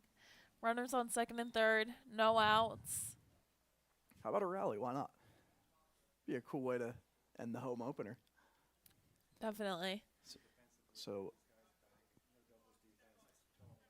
Matt Curtis steps into the right-handed batter's box. He looks at that one outside as Kopcho struggling to find the zone now. I was talking about it earlier about the outfield depth and how it was surprising from Mercer. They're all playing rather shallow. A ball snuck over the head of Gardner. The first one hit over the head. So it's worked so far. But now you're up by 6 runs. As that one misses low, it's 2-0 now. I think Schaffer there in center is the shallowest of all of them. And you would think center is where you'd want to be a little extra deep. Playing the gaps. Now with 2 runners, though, in second and third. Now you're playing the base hit, trying to nab the second runner. Still a 6-run lead. So here's the 2-0 pitch. That's in there for a called first strike. It's 2-1. Curtis 1 for 1 on the afternoon with a walk to his name as well. He's been aboard twice. A base hit here will likely grant him 2 RBIs. He swings and hits this one well out to center field. Ranging back is Schaefer. He's under it. He'll make the catch. Tagging is Broderick. He will score easily. Into third moves Schollenberger, and it's 6-1. The Blazers on the board. And they get a run on board there, and that's really home opener. You really don't want to be shut out. Yeah. At the end of the day, that's right. what you don't want.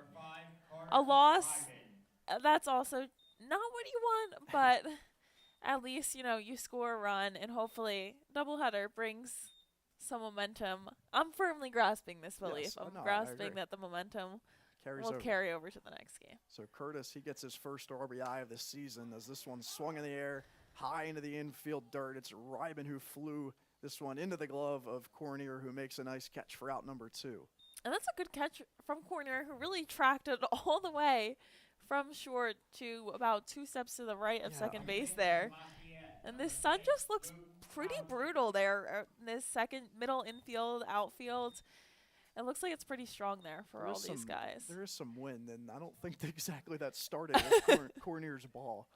And then it quickly moved in the second, and he tracked it and called it off. So the last hope for the Blazers is Luke Kochi, the second baseman. He takes the first pitch strike. It's 0-1. 2 outs here. Runner 90 feet away on third. It's Schollenberger. Blazers trail 6-1. Kopcho trying to record the 6-out save.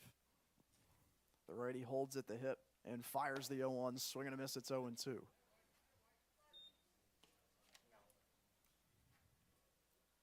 Kochi, the 9-hole hitter. He's 0 for 2 today with a strikeout. He's the last hope. Kopcho takes his coveted step into the pitcher's mound dirt and now fires the 0-2. It misses low, 1-2. Blazers stay alive here.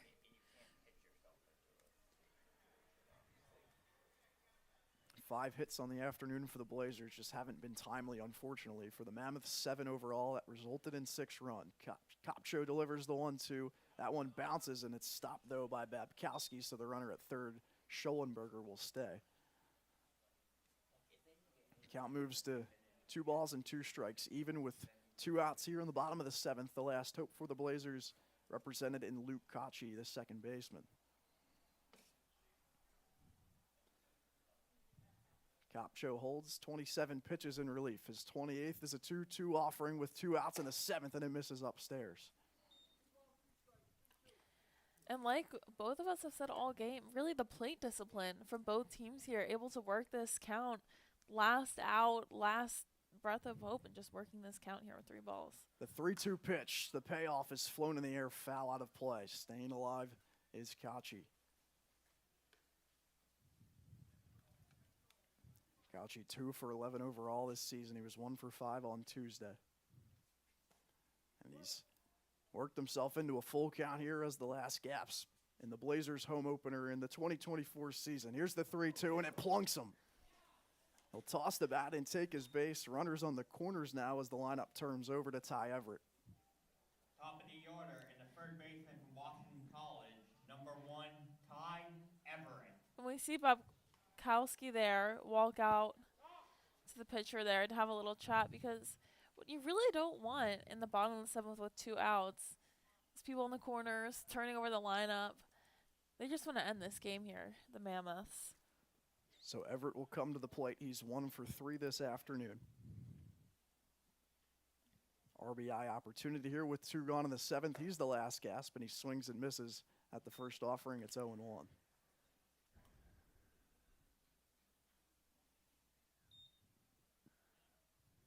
Three errors for Quakertown in this game as Everett stands in. Runner from first is going. They'll likely give it to him, and into second moves Kochi. He's now in scoring position. That run not all that important, so they will not risk a throwdown at a pass ball.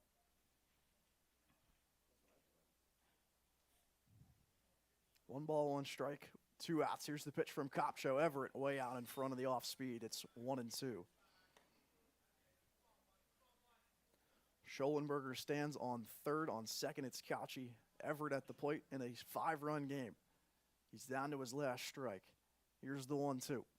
That misses outside, 2-2.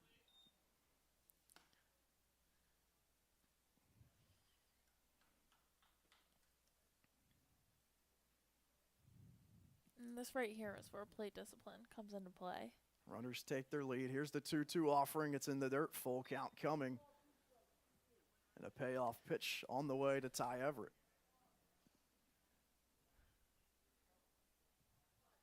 Something about these Quakertown teams just always staying alive in the 7th inning of games down to the last strike and last out. Ty Everett's brother, Caleb Everett, had the walk-off hit in a playoff game for the Quakertown Panthers high school team, as Everett will take that one on the inside for a walk, and the bases are jammed.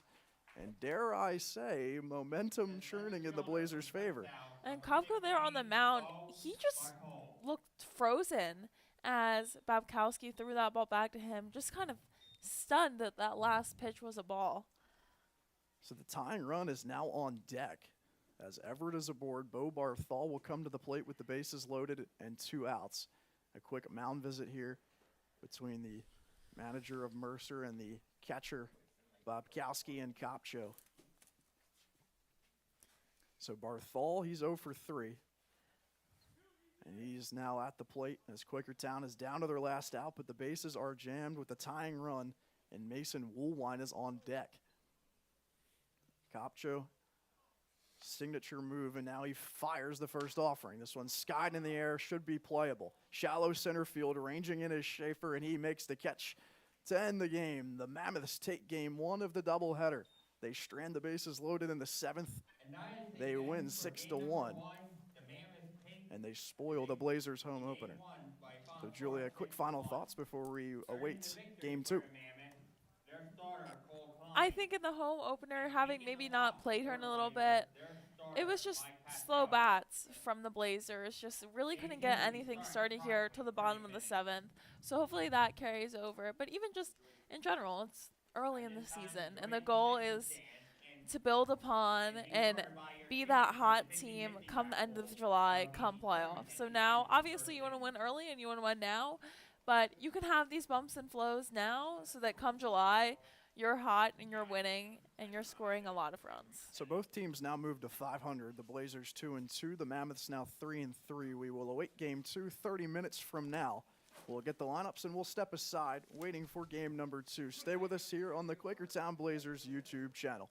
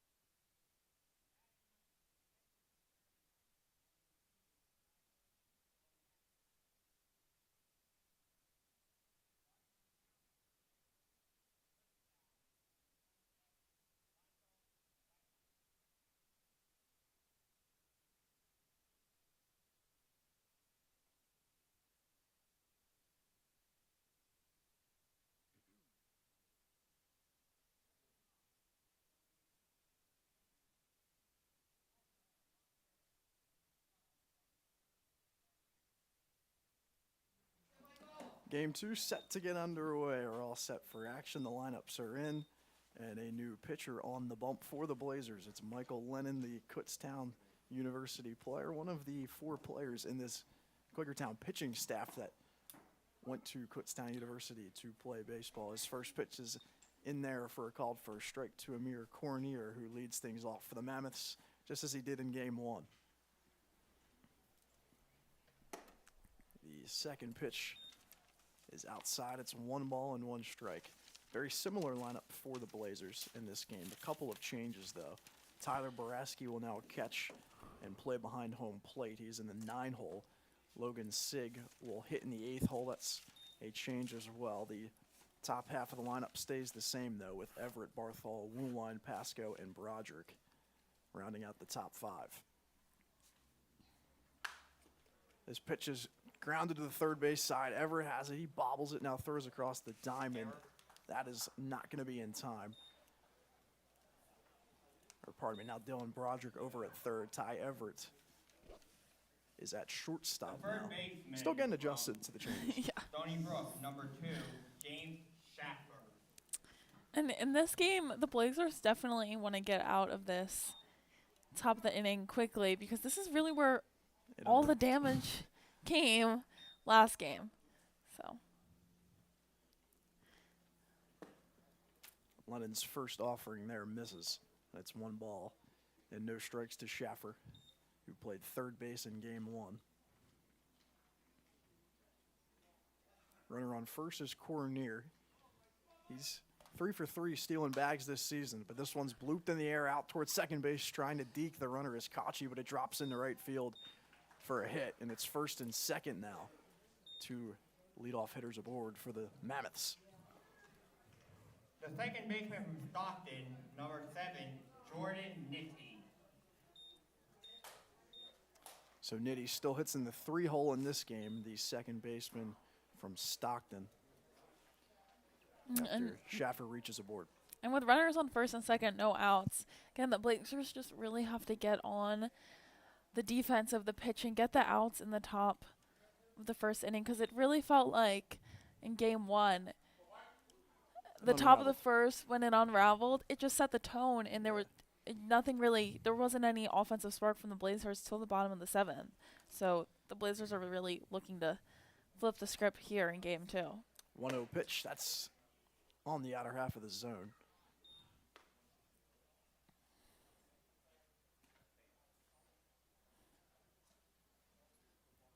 So Lennon making his first pitching appearance in this 2024 season. Cornier stands on second. Schaffer at first. The runner from second, Cornier goes, and this one's lined out to right field, in for a hit. Coming around third and scoring easily is Cornier. 1-0 lead for the Mammoths. The throw actually was a little bit more competitive than I expected from Woolline out in right field, but still an RBI base hit from Jordan Nitti. The designated hitter from Mercer County Community College, number 52, Joe Gummer. And Boraski there catching, he blocked that well. It kind of, you saw him flinch a little because it hit off his chin as he blocked that ball, but it didn't allow the runner to advance to third, and that's good. That's what the Blazers need. So the Mammoths grab an early lead in the top half of the first. Same script as Game 1, and up to the plate comes the cleanup hitter Joey Gummer. Same spot for him in the lineup as Game 1. Gummer stands in now, the lefty, with runners on first and second. It's Schaffer at second and Nitti at first. Lennon ahead in the count, 0-1. He kicks and fires. This one's grounded foul down the first base side.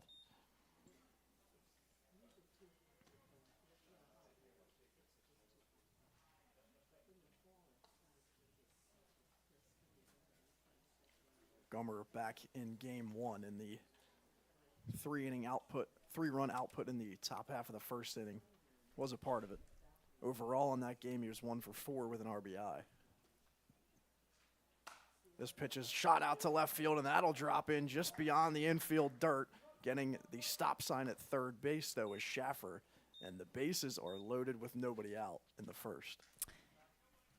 And we see the Mammoths kind of do the same thing twice in this inning, but to opposite sides. We saw earlier, same spot, but over in right field, and that one right there in shallow left.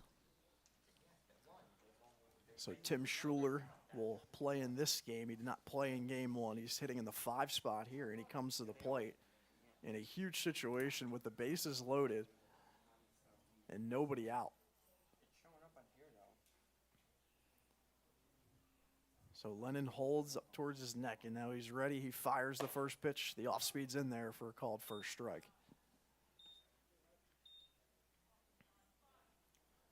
Quick 1-run lead here for Mercer, trying to balloon that are the Mammoths. They have the bases jammed with nobody out in the first. Lennon kicks and fires and gets a swing and a miss. It's 0-2.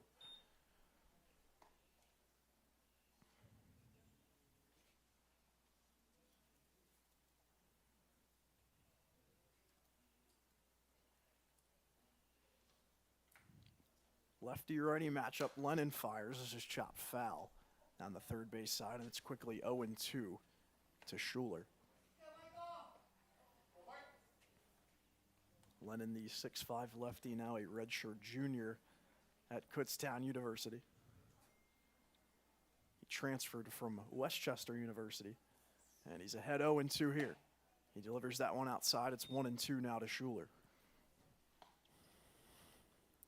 Good pitch there, trying to get them to swing at these balls right outside of the zone. And we saw in game 1, the Mammoths didn't really fall for any of these from the Blazer pitching staff. Schaffer on third, Nitty in scoring position at second as Schuler lays that one off. And it's 2-2. Gummer stands on first as well. Still nobody out here in the top half of the first. As Mercer, the offense coming alive early on, just as they did in game 1. 2 balls and 2 strikes. Base is jammed. Here's the pitch to Schuler. This is a hard hit ground ball right to third. Turn to second for 1. Over to first in time for the double play.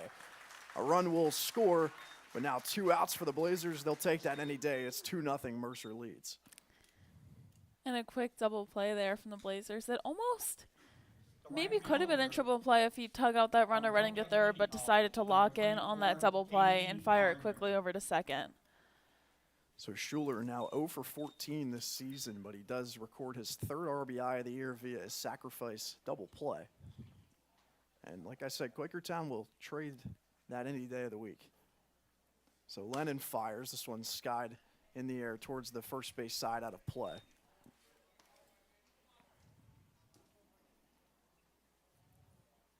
Nice play by the third baseman, Broderick, to scoop that one up after having the error earlier in the top half of the first. That gave Mercer their first base runner. As Gardner comes to the plate and he leaves that one outside, it's 1 ball and 1 strike.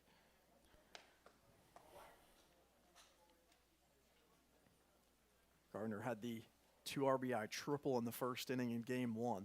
He has an opportunity here with a runner standing 90 feet away. That's Jordan Nitty. Here's the 1-1. Outside, 2-1.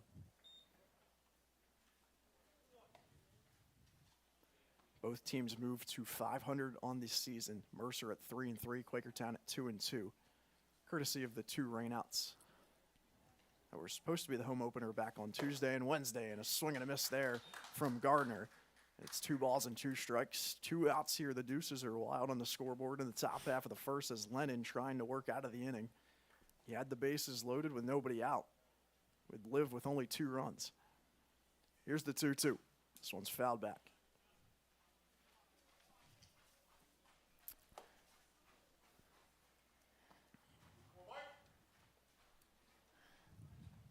This would be a successful, I think, top half of the inning for the Blazers if they can get out of it here on this at bat. 2-2 pitch coming with 2 outs. Here it is. It's upstairs. And a payoff pitch coming to Gardner.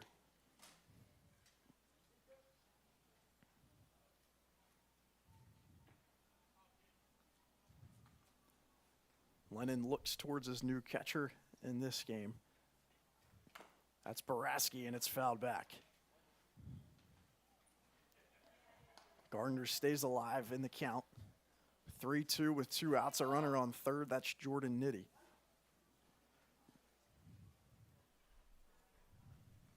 Gardner's ready. So is Lennon. Payoff pitch coming with 2 gone in the first. This one shot right back to Lennon. He stops it with his glove and pops right out. He throws it on to first, not in time. A very hard hit ball. A beautiful stop to prevent that one from getting by him. but it scores a run either way, and it's 3-0. Oh, The left fielder from Colby. and the number umps kind of 31, call a timeout there Silva. just to let Lennon walk that one out a little and figure out where that. I don't know if it hit off his. It looked like it hit hand. it's some part of his glove, maybe the bottom part of the glove, which Yeah. could have nabbed his wrist, but it shot right out of his glove. Understandably so. That was a hard hit ball as the crowd applauds here.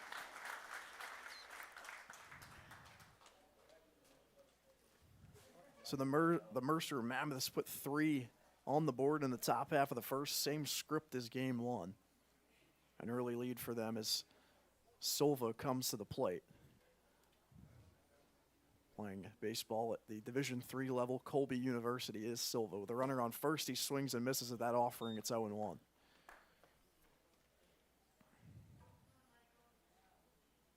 Silva still searching for his first hit of the year. He's 0 for 4 overall.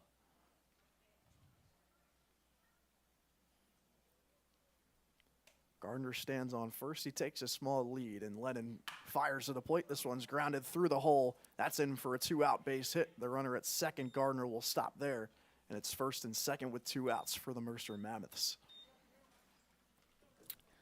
The Blazers still looking to get out The catcher of the for top of the St. first. Joseph, Number 37, Jack Saker. Kind of sucked the momentum in the air out of the home crowd. It's the same story as game 1. The 3-0 start for Mercer, and the bats for Quakertown just unfortunately did not come alive. And courtesy to Cole Klein, the starter in that game for Mercer that shut Quakertown down through 5 innings, he got the win in game 1. Only 4 hits allowed and no runs. So Gardner on second, Silva on first at the plate. It's Sacker, and he takes the first offering inside. And that pitch had really nice movement on it as it moved all the way across the plate to fall inside there. Unfortunately, a ball, though. Lennon looks back to second, now to the plate, and delivers outside.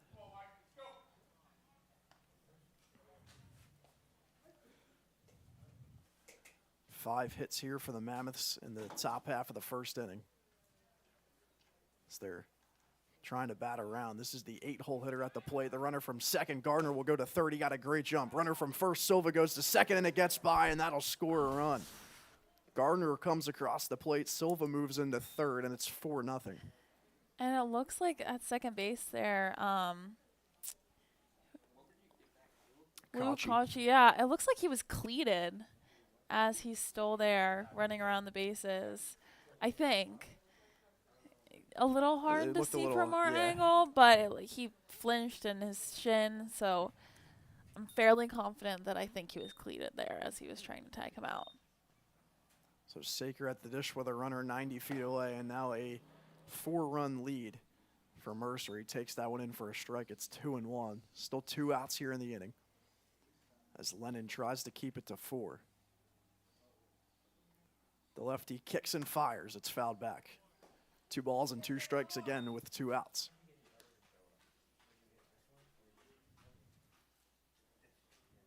Lennon at Quakertown University this year, a 1-4 overall record of 5.61 ERA. His 2-2 offering is in the dirt.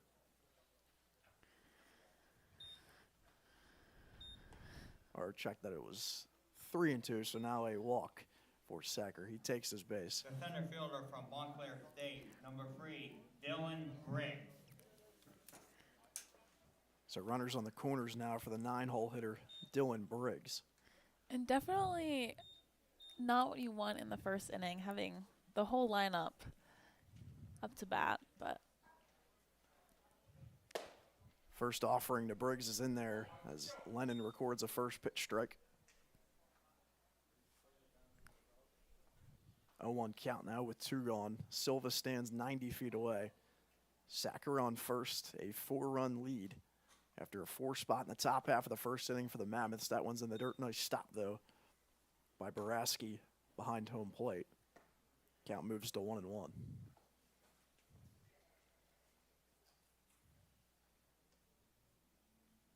Lennon up to 36 pitches in the first inning. His 37th misses away.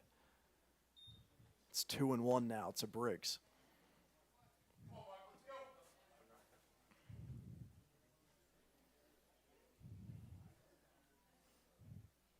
Broderick, Everett, Kochi, and Pasco the infield left to right for the Blazers. Here's the 2-1 pitch. This one's grounded sharply to Everett. The shortstop will go to second for the third out of the inning. So an eventful top half of the first. It's 4-0. The Mercer Mammoths lead will head to the bottom half of the first inning.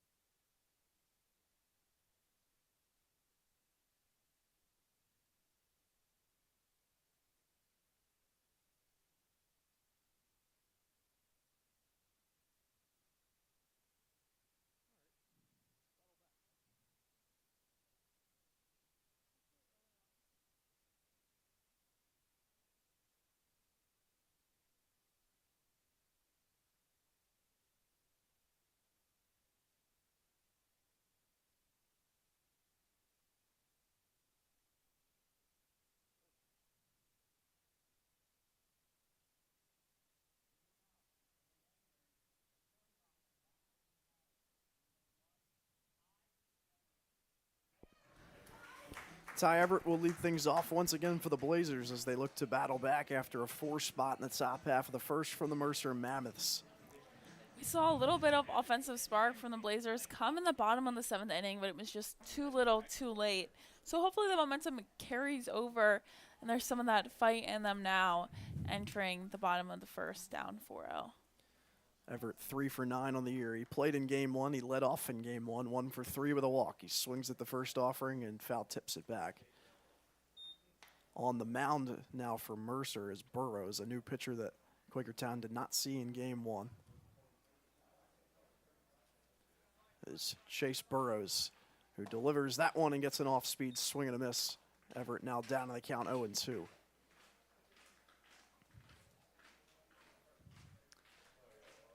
Burrows pitched 7 innings so far this season and started a game. This is his second start now, and Everett chops this one right back to Cornier. Throw across the diamond is in time for out number 1. The center fielder from Quakertown, number 16, Bo Barthol. So Bo Barthol will start again in the 2-hole. The lefty went 0 for 4 with a strikeout in game 1. Burrows, his first offering, is shot out to center field. It is a towering fly ball, and under it to make the catch for out number 2. The right fielder from Elizabethtown, number 31, Mason Woolwine. So Woolwine now comes to the plate quickly. 2 gone here in the first. And 2 going quickly, but I think a positive maybe to spin out of this is at least there's bats on the ball here. At least there's contact, and these are outs made in play. I think it's a little bit better, at least in the first inning, than how game 1 went. That pitch misses outside to Woolwine, and it's now 2 balls and no strikes. 2 gone here in the bottom half of the first. Quakertown trying to respond after a 4-run top half of the first. That one's in there for a sweeping backdoor slider. 2-1 now to Woolwine.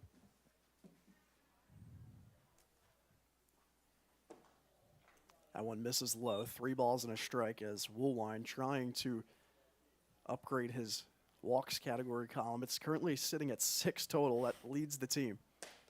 That pitch nabs the outer half of the zone, and it's 3-2 now to Woolwine, who's showcased the plate discipline through the opening 4 games of this season.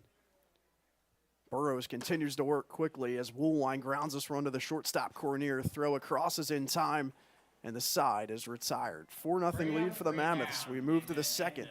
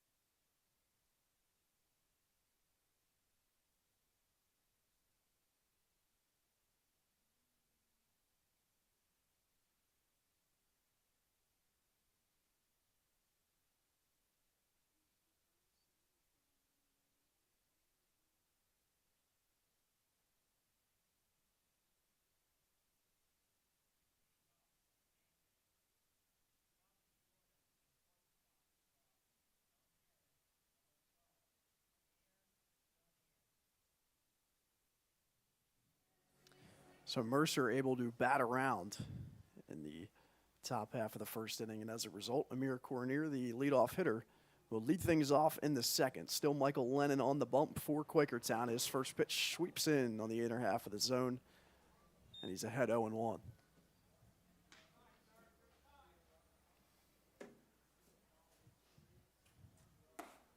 That pitch misses outside. 1 ball and 1 strike. Cornier reached via an error by the third baseman, Broderick, in the top half of the first, and then he came around to score. 1-1 pitch is fouled back. It's 1-2 now from Lennon to Cornier.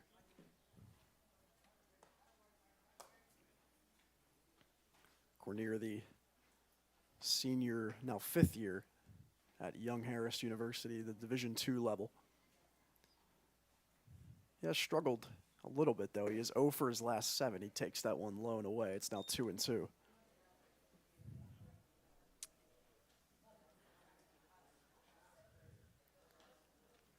Lennon up to 41 pitches. His 42nd is rocketed right back to shortstop. One is taken by Ty Everett, and his throw is low. Pasco has it go by him, and then he'll scoot out of play. So another error on the left side of the infield, and into second moves Cornier. Good backup, too, by the catcher Borowski to be there, kind of, but then it went out of play anyway, so. Stony Brook, number 2, James Schaefer. Good effort, though. Like to see everyone still in it despite the 4-run deficit. So Cornier aboard via an error once again. Stole a bag his last trip on the base paths. It's moved to 4 for 4 this season. Lennon delivers this offering to Schaffer outside.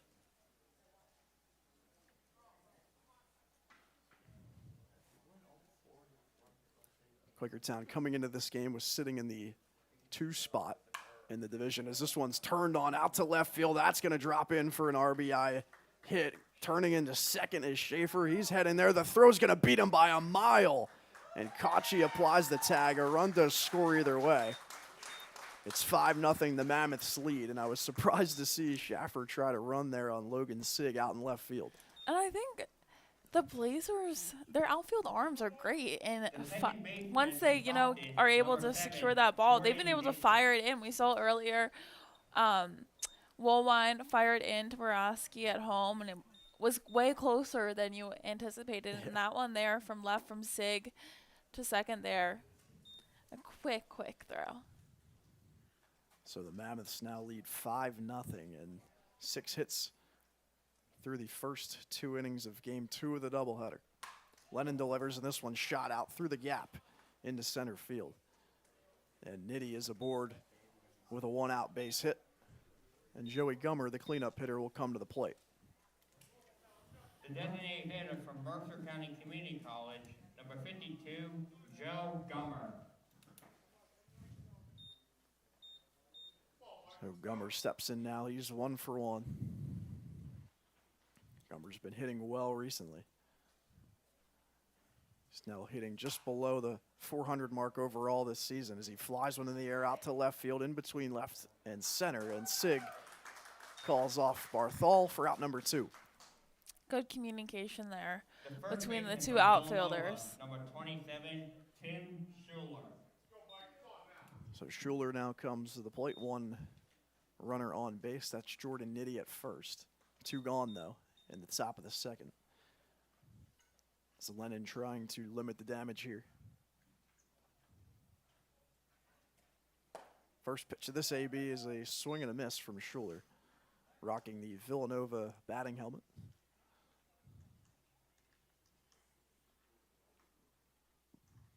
Schuler searching for his first hit of the season, though. He's 0 for 14 overall. He takes that one in there for a strike, and it's quickly 0-2.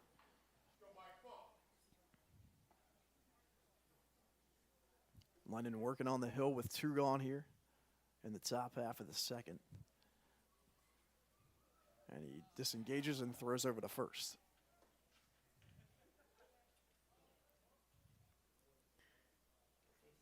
Lennon up to 48 pitches through 2 innings. Quakertown already had 5 pitchers go in game 1. 0-2 pitch. This one skied in the air out to center, ranging back towards the warning track and making the catch is Barthol. When he dropped it, it popped out of his glove.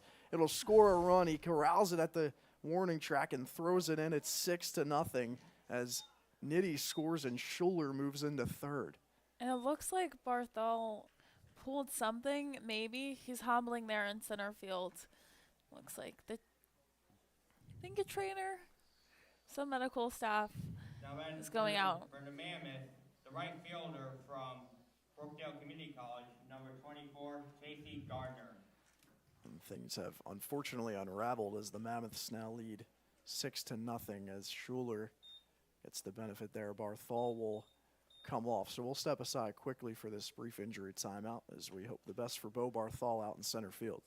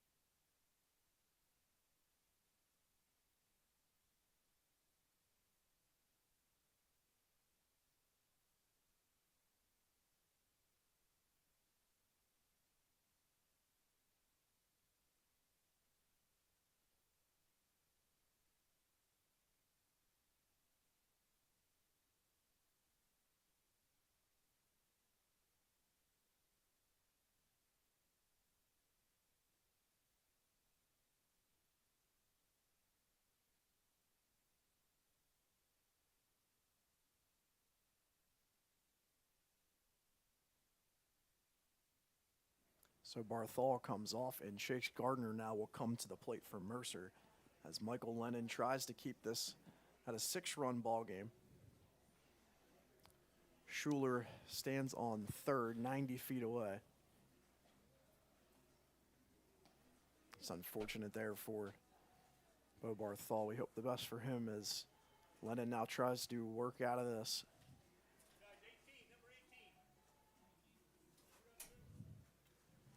Now coming to play center field from Ithaca, number 18, Matt Curtis. So Matt Curtis, the left fielder in game one, will now trot out to center field. First pitch of this AB from Lennon misses high. It's 1-0. Gardner at the plate as Mercer puts up 4 runs in the top half of the first, now 2 in the second. That offering from the lefty, Lennon misses away.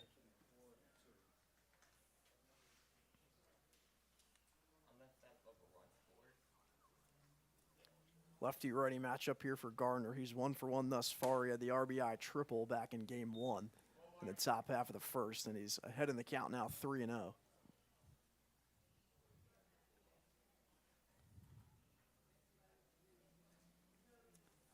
The lefty holds at the hip. His 3-0 pitch with 2 outs finds the zone. It's 3-1.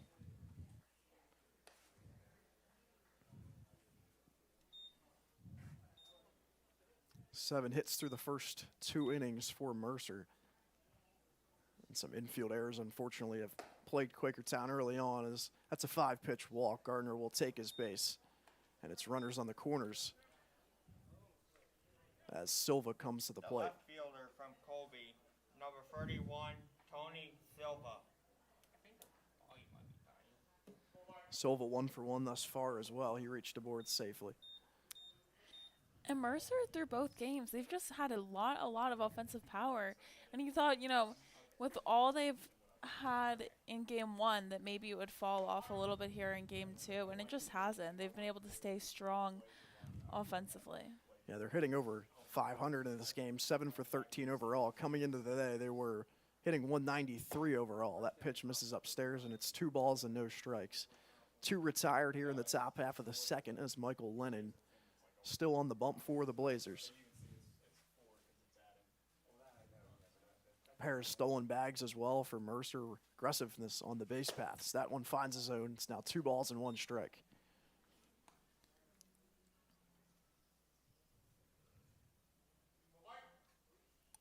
Schuler stands 90 feet away on third. Gardner at first. It's runners on the corners for Silva. Runner from first will go as this one's chopped fouled on the third base side. And it's now 2 balls and 2 strikes with 2 outs here in the top half of the second. A lot of 2s on the scoreboard. Definitely. And the Mammoths waited a little bit to have him steal second, but unfortunately they had him try to steal there when a foul ball was hit. Deuces are wild, as our good friend Thomas English likes to say. That one is in there for a backwards K. Lennon escapes the inning after an unfortunate injury and error out in center field. It's now 6-0. Mercer leads. We'll head to the bottom half of the second.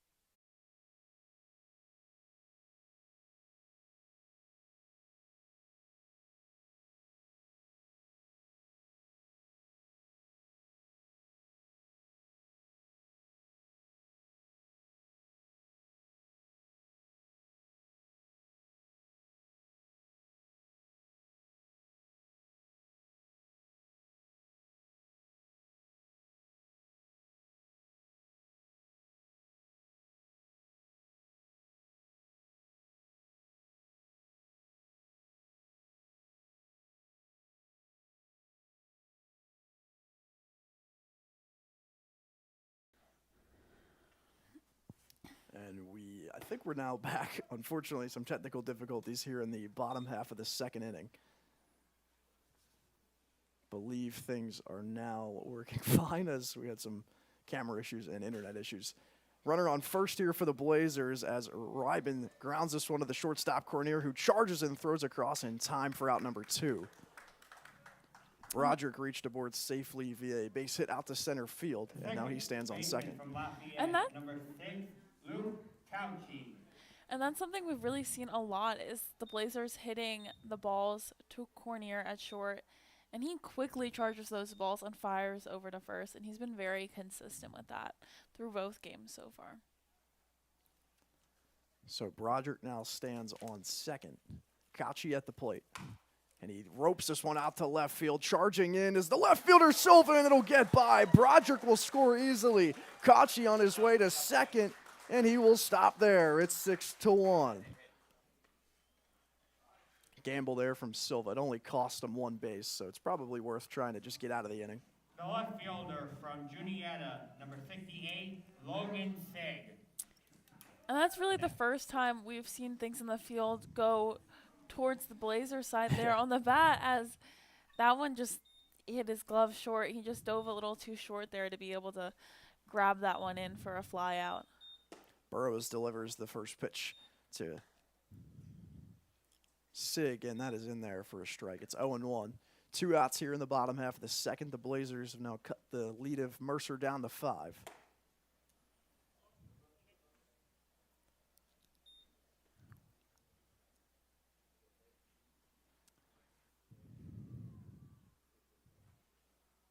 Sig 0 for 5 overall this year. He plays at the D3 level at Juniata College.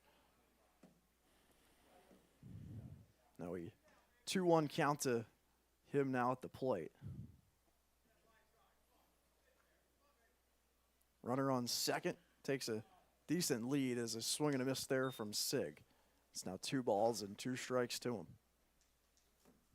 Sig now playing center field, it looks like, after this half inning, at least according to our Game Changer app. Pitch from Burrows is low, and it gets by Saker. That'll scoot just beyond home plate, and stopping at third is Cauchy. And it took a little bit there for Chase Burrows to kind of creep towards home. And he took a really good round there, Cauchy, because the pitcher just didn't crash, and home plate was pretty wide open there. But it would have been risky there to steal, but good aggressive base running. Sig searching for his first base hit of the year, but unfortunately he swings and misses at that offering. And Burrows strands a runner, so we'll move to the third. Quakertown puts a run on the board. It's 6-1.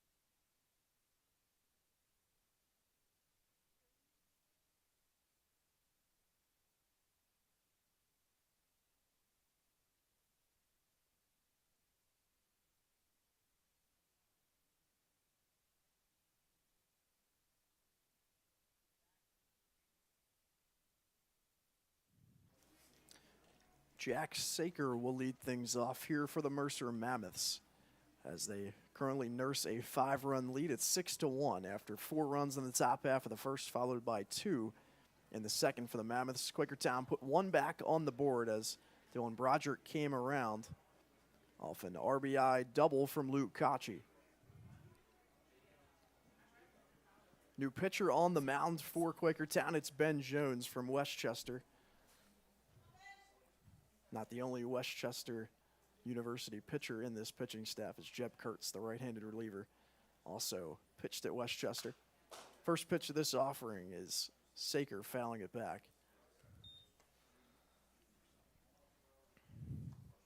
Seven hits for Mercer, 2 for Quakertown, but what's really costed the Blazers is the 4 errors. 2 in the infield, 1 out in center field as this one's flown in the air towards the right field side in foul territory, and that'll drop in foul territory. It's a foul ball. Now 0-2 to Saker. And that's a rough spot to try and catch that pop out in that shallow outfield area. Just first running a little too far back and right running a little too far in. Those ones are dropped a lot.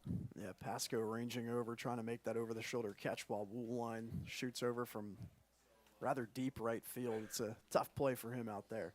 0-2 pitch coming from Jones. This one skied in the air to right field, right under it, and awaiting it is Woolline for out number 2. Or pardon me, out number 1. The center fielder from Montclair State, number 3, Dylan Briggs. So Dylan Briggs, the center fielder, will come to the plate. 1 retired here in the top half of the 3rd inning. As Briggs, the 9-hole hitter, digs in. He's 0 for 1 thus far. Jones' first pitch in for a strike. A lot of backdoor breaking balls that we've seen today. Nice movement from Klein, the starter for Mercer in game 1. Snyder as well for Quakertown. Pitch from Jones, that's on the outer half of the zone. It's now 0-2.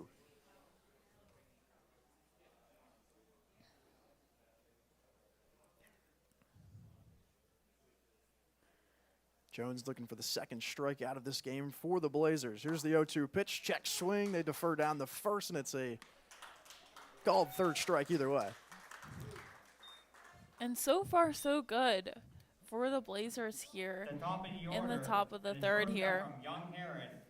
As Jones comes in and has really been able to lock in on that zone right away, and this is something that we saw a little bit of a struggle with as the Blazers went through all those different pitchers in game 1.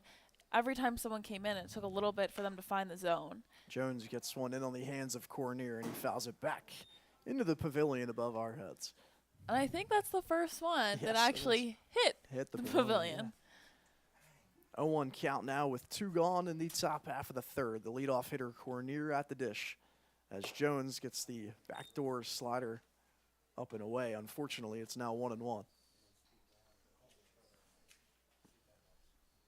Outfield shaded a tad towards the right from our vantage point behind home plate as the 1-1 offering is skied in the air out to right field, taking a few steps back as Woolline, he's under it. He shades the sun and he makes the catch. 1-2-3 style inning there for Ben Jones. We head to the bottom half of the 3rd. It's 6-1. Mercer leads.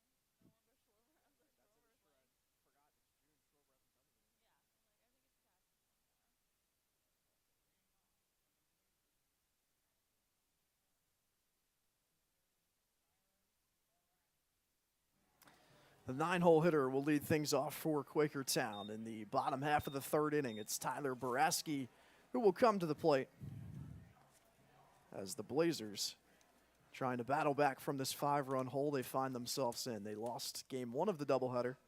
That dropped them to 2-2 on the season. First pitch from Burrows is an off-speed, swing and a miss from Boraski. 6-1 was the final in game 1. That is the current score here. As the backdoor breaking ball misses, it's now 1-1.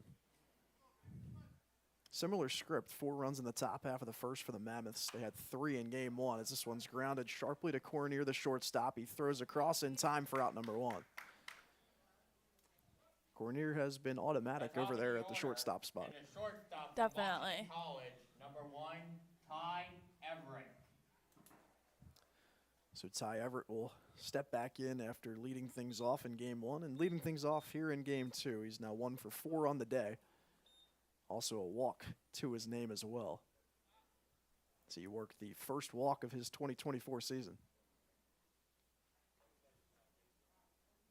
At Washington College for Everett this year in his sophomore year, 21 RBIs, a 787 OPS.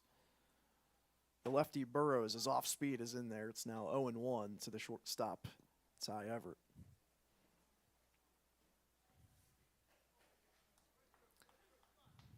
Burrows working quickly, tempo, and he's now ahead in the count, 0-2.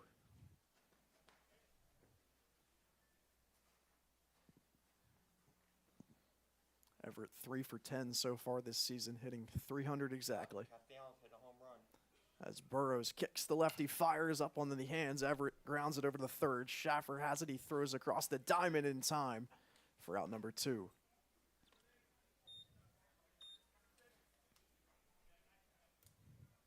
So, Barth. The center fielder from Ipitech, number 18, Matt Curtis. So as Bo Barthol leaves the game out in center field, it'll now be Matt Curtis stepping in his position, hitting the 3 spot now as the righty digs in to face the lefty Burrows. He swings at the first offering and flies it in the air out to right field, charging into the foul territory and making the catch is Gardner. Beautiful play. 1-2-3 style inning for Burrows. We move to the 4th. It's 6-1.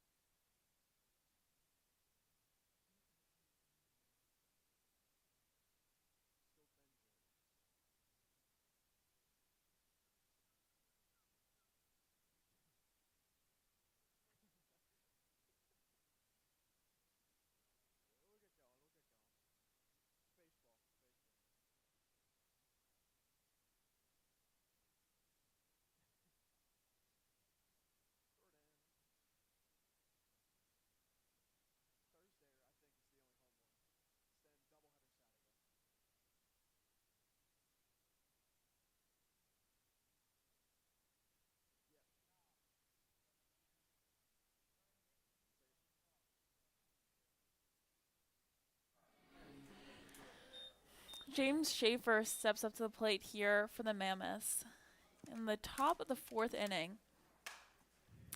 And right away there, first pitch, hard ground ball down to second base.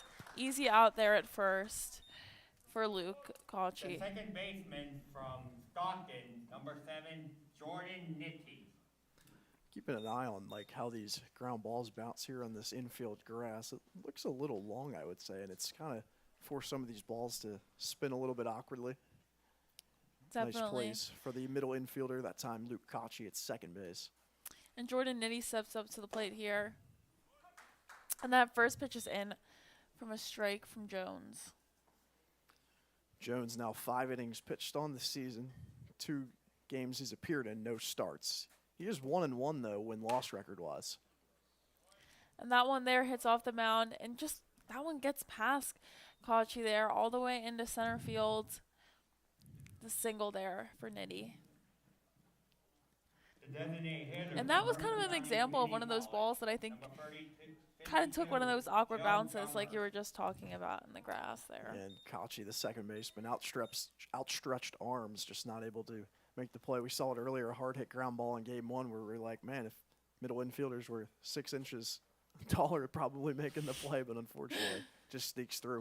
And Joe Gummer steps up to the plate there as that first pitch from Jones is way outside.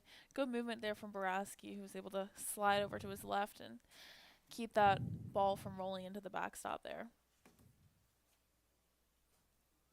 Nitty now 3 for 3 today. And that one. What did that hit off of?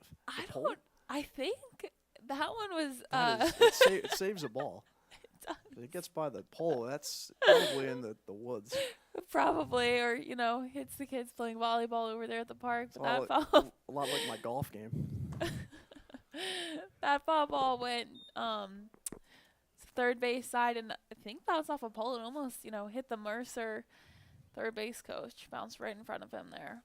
So the count is 2-1 here for Gummer. Little throwback to first there by Jones. Top half of the order working for Mercer. Shafford 2 for 3. Nitty 3 for 3. That one's in there for strike 2. So now a 2-2 count here for Jones. Cornier, the leadoff hitter, he's got 2 runs scored under his belt. He's reached via error twice.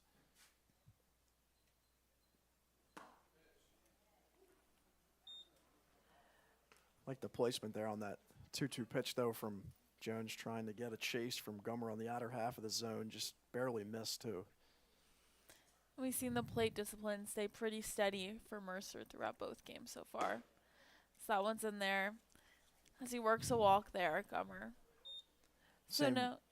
Same pitch almost exactly as the 2-2, just a little bit closer. Unfortunately, doesn't get the call. So Tim Schuler steps up to the plate here with runners on first and second, 1 out. Schuler 0 for 2 thus far.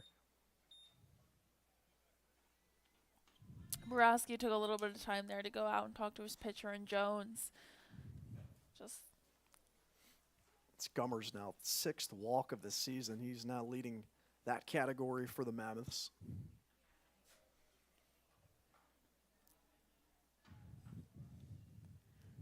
Schuler 0 for 15 this year, looking for his first hit with a runner in scoring position. And that first pitch is in for a ball and almost hit him. Pretty sure he felt the breeze of that ball as it blew by him as he kind of turned a little bit, and that was inches away from brushing up against him.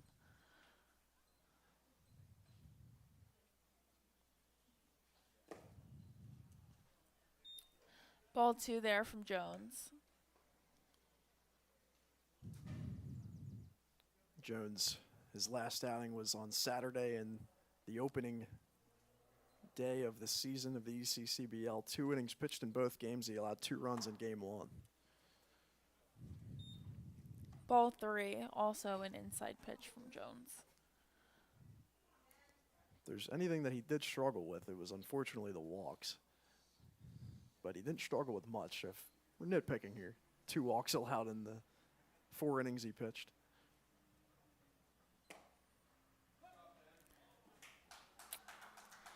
And not a walk there for Tim Schuler, who tosses bat over to the dugout there, and the ump said, "That's a strike." It's never a great look. A little bit of a... Always try to get the body language going to get the ump to give you the call. Unfortunately, it doesn't work there. A little bit of laugh there between the ump and Schuler as he's like, yeah, you stuffed the bat here. Well, not any longer, as that's ball 4. You can toss that one pretty emphatically. Community College, number 24, Casey Gardner. And so now if you're the Blazers, tough spot, bases loaded, 1 out. So you have to get into the mentality of probably trying to get aggressive here, trying to turn a double play, because surrendering runs when you're trailing 6-1 in the offense has not been good. Probably not the best. I think you just bring No. bring the infield a little bit in, try to turn a double play maybe, or go home. I don't know. We'll see. I think you look for the double play ball first. Try to get out of the inning. I think so. So Gardner steps into the box here. First pitch is a ball from Jones. And you just got to give, if you're Jones, got to give something to Gardner that he has to put the ball in play on. And that one is hit to third base, and it goes right under the glove there of Broderick there at third, and it goes, unfortunately, into left field there. So that scores a run there. Yeah, the runner. Fielder from Colby, number 31, Tony Silva. So Gummer, the runner, stays at third, as unfortunately doesn't have too great a speed on the base path, so he's held up there. But he's hitting in the cleanup spot. He's a power hitter. That's what he's on this team for. Now a 6-run lead, and infield played a little bit in. Unfortunately, sneaks through the hole there between Broderick and Everett. and the Blazers find themselves in the same situation here with bases loaded and 1 out as Silva comes up to the plate here.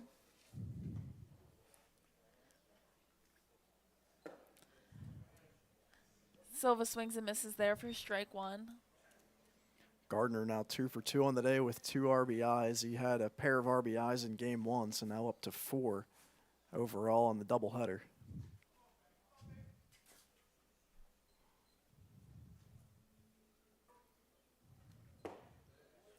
Another swing and a miss there from Silva.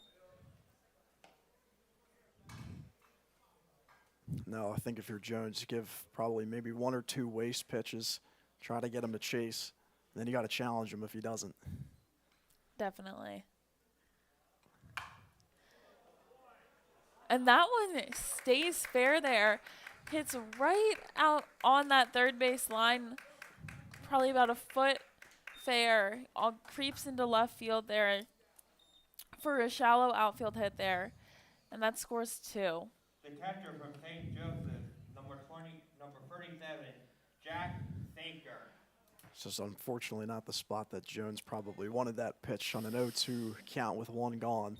No. He's got to leave that out of the zone and try to get a chase, but it was rather inside. If it was anywhere, it was on the inner half of the plate. It was. Just turned on that one, put it right in the left field. Was able to get a double out of that one there.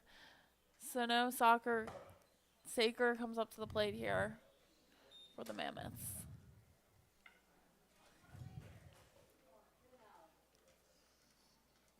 Oh, an 8-run game. Mercer's blown this one open.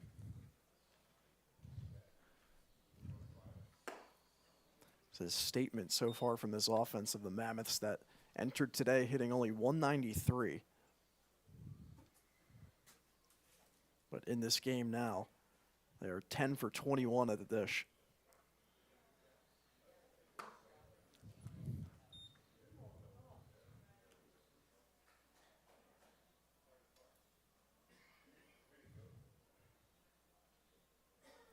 Infield has played a little bit back now as the double play ball no longer in order.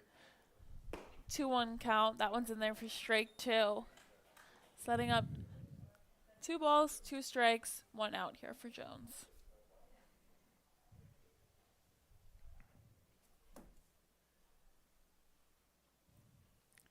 That pitch, swing and a miss there by Saker, and that's out number 2 for the Blazers. As the number 9 batter, Dylan Briggs, comes up to the plate. From Montclair State, number 3, Dylan Briggs. And for Quakertown, Ben Jones, he's done a really good job of getting strikeouts. Now his 9th of the season, that leads the team. He's getting hitters into 2 strikeouts and unfortunately missed on a pair of offerings with 2 strikes. Just too good of balls to hit for Mercer. It's resulted in this 8-run game.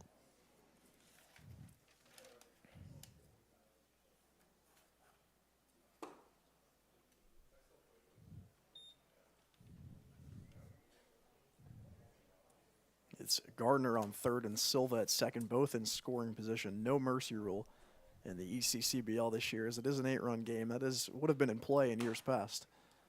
And that ball goes right up to Jones there, and he's able to keep it, bounce a little bit off the mound, made him move a little bit, and that just has to be a single there, as that hard ground ball to the pitcher just wasn't able to go anywhere with it. 12, Amir Cornier. Now the third time in this doubleheader that we've seen balls shot right back to the pitchers. That one fortunately hit in a better spot for Jones. He stopped it, was not as well hit.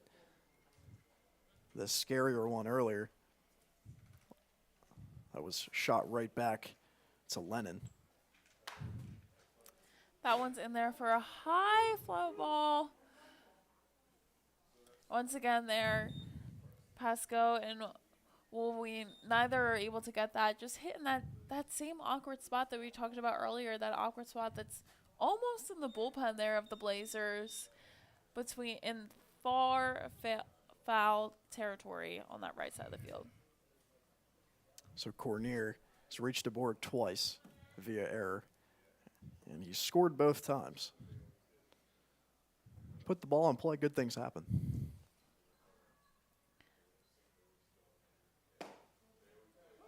That one's in there for a strike there. So 2 strikes here on Cornier, 2 outs on the top of the 4th.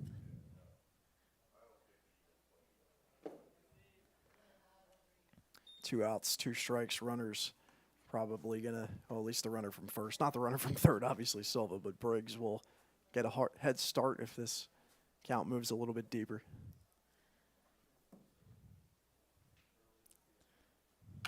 That pitch is in, hit hard up between that third and short place.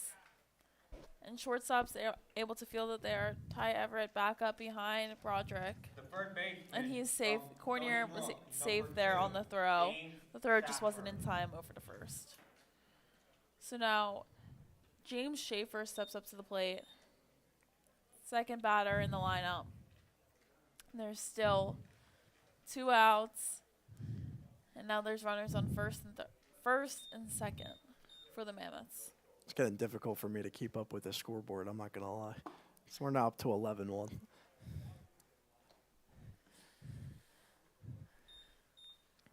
And it's really just kind of unraveled here for the Blazers.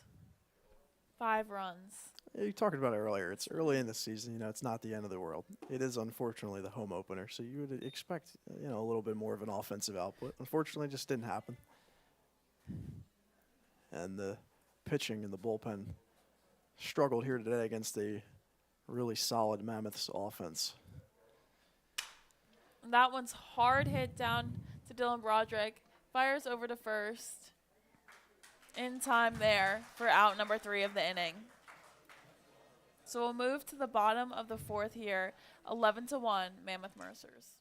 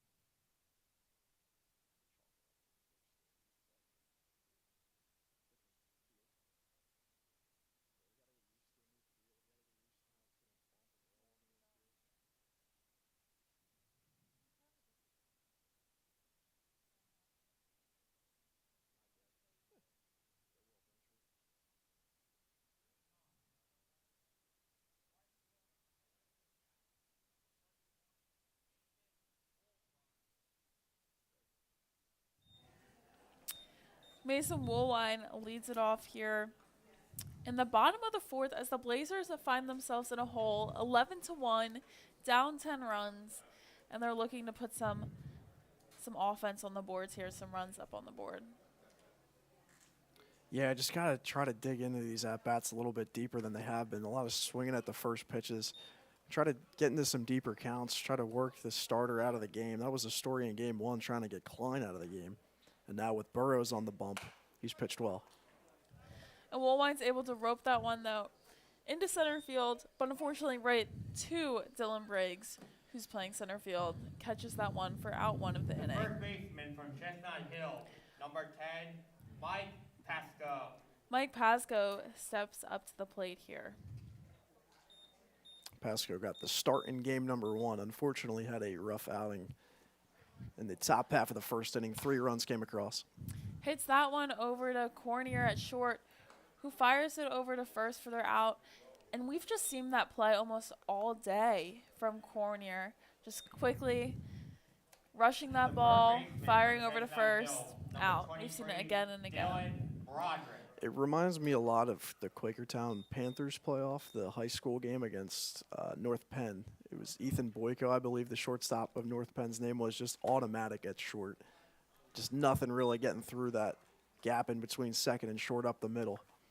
Boyko is really good. It's same here with Cornier.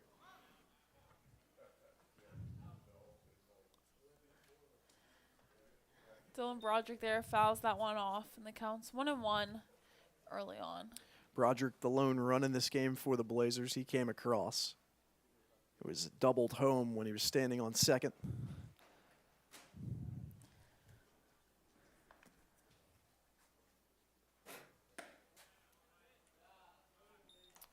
Burrows fires that one in a little bit outside there for ball 2.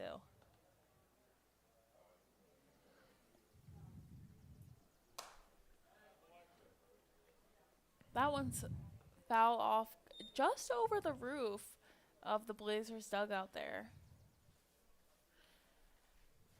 For Burrows now, 39 pitches, 28 of them strikes. The 40th misses. But only 40 pitches through 3 2/3. It's another foul ball high over that Blazer dugout from Broderick. Broderick, another one of the Blazers with a weird stat line in college. 8 for 16 this year at the plate. 3 home runs and 5 RBIs. I'm not quite sure why he's not getting more ABs at Chestnut Hill. He sends that one over to Cornier. And for the second out of this inning, and like we've seen all day, Cornier to first, out. So that retires the Blazers, and we head into the top of the 5th inning. Mammoth Mercer's lead 11-1.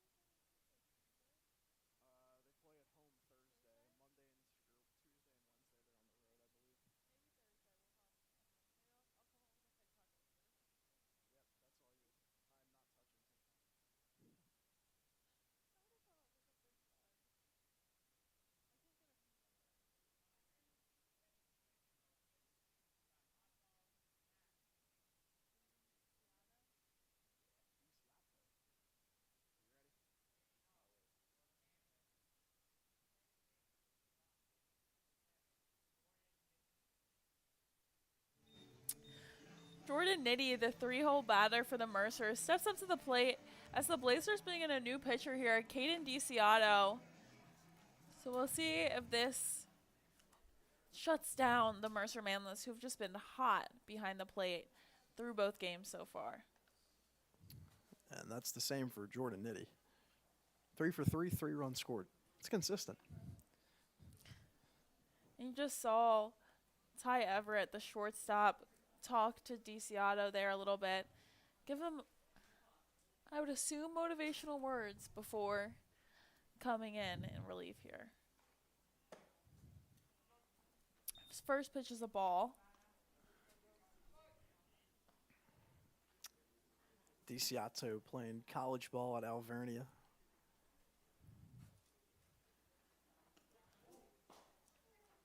And the second pitch there, ball, almost unfortunately went behind Nitty, the batter, but at least it didn't hit him, so ball 2.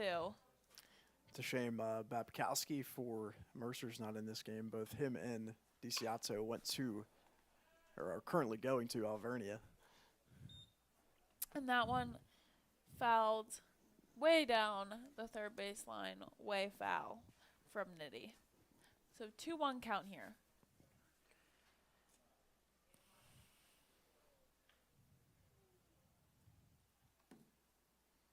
Nitty had 2 hits coming into this game, now 5 overall.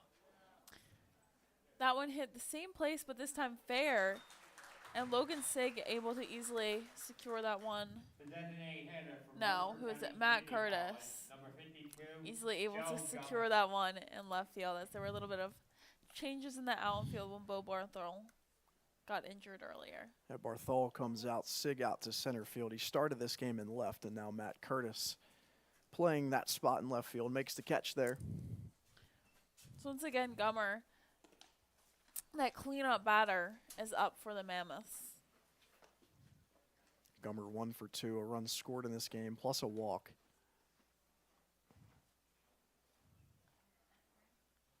It's been this 2 through 5 area, 6 now in this game, if you include Gardner, the right fielder, that have hit very well for the Mammoths in this doubleheader.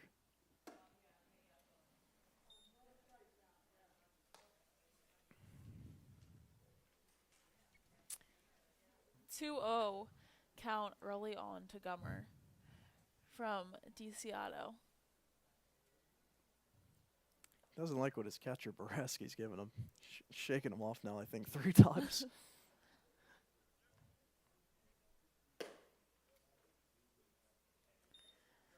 That one comes in for ball 3. DiCiotto now the incoming junior at Alvernia.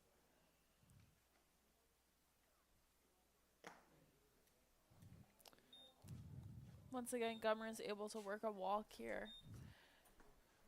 That's been the plate discipline all day from Mercer, just continuing to take pitches that they have no business swinging at.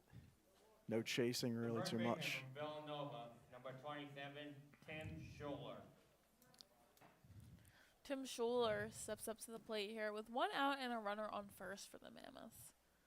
Schuler 0 for 15 this season. I would expect he's probably itching to get a base hit.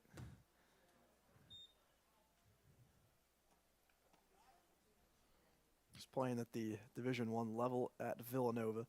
He had 1 AB this season, and he was hit by a pitch in that at-bat. Unique.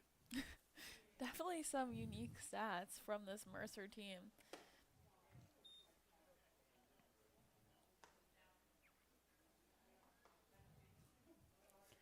Early 2-0 count here to Schuler.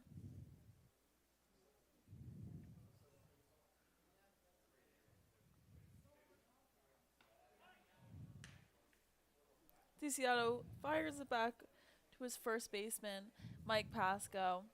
Not in time, though.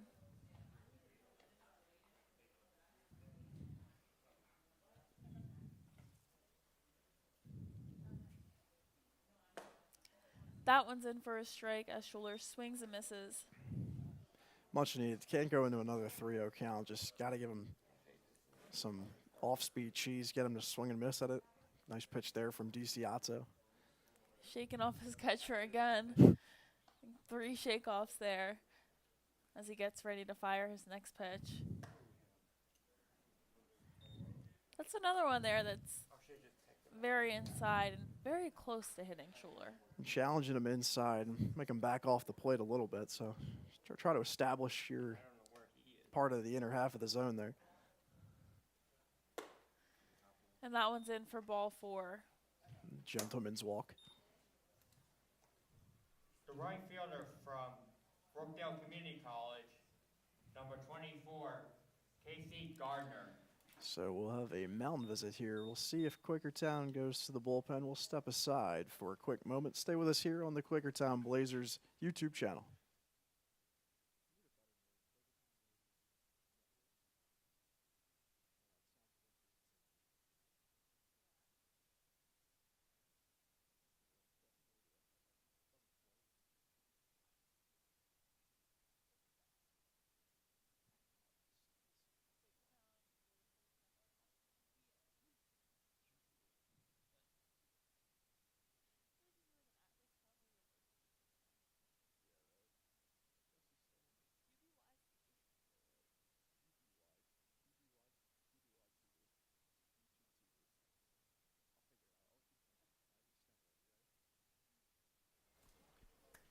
So after that mound meeting, DeCiato stays in the game there.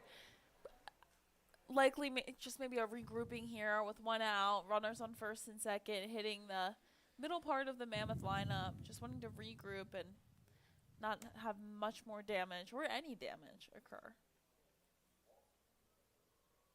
It's Gummer on second, Schuler on first. A little bit of speed on the base paths. And that's exactly what you want.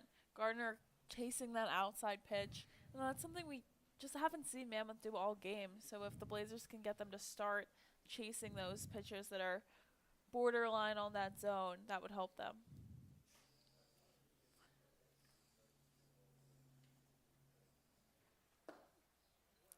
Swing and a miss there for strike 2. Off speed's working for DeCiato here. He's getting some chases and swings and misses. Much needed here. Double play ball also in order, so a little soft rollover wouldn't be the end of the world either.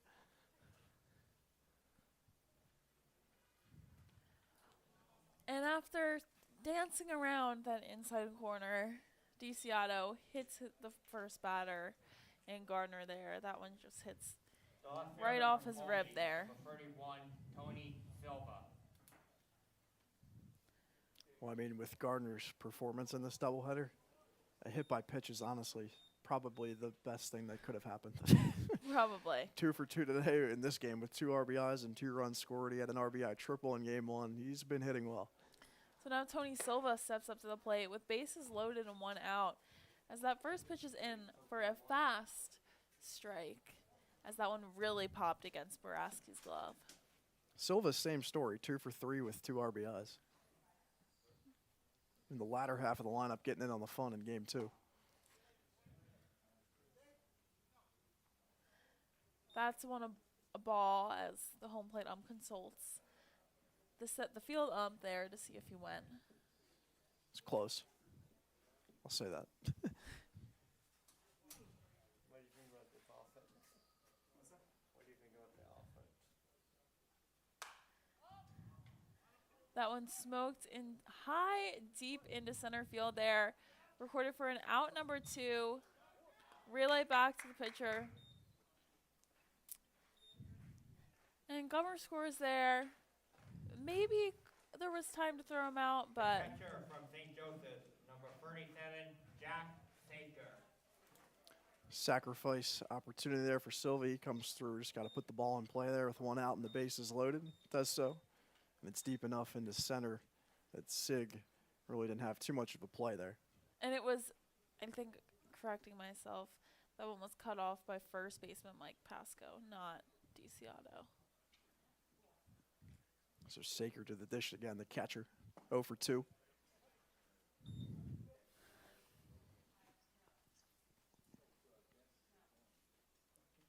That's in there for a strike.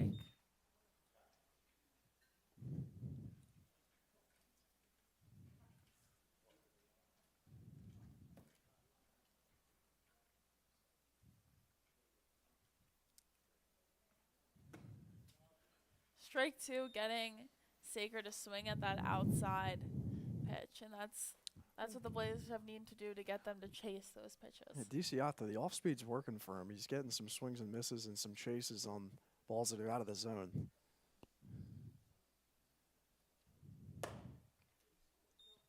That one just a little too high and outside for ball 1. Still a good 0-2 pitch. Just a little upstairs now. Try to make the next one a little closer, try to get a chase.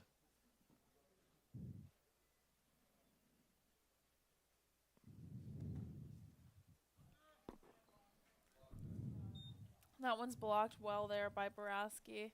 So that one was just a little low, but he was able to shuffle and prevent any stolen bases. I quoted our good friend Thomas English from Penn State. I'm going to say it again. Deuces are wild on the scoreboard. 2 balls, 2 strikes, 2 outs. 2 hits for Quakertown. 12-1 game. A lot of 2s. And that pitch is in for strike 3. And that sends the Mercers away for the top of the 5th inning. 1 run scored.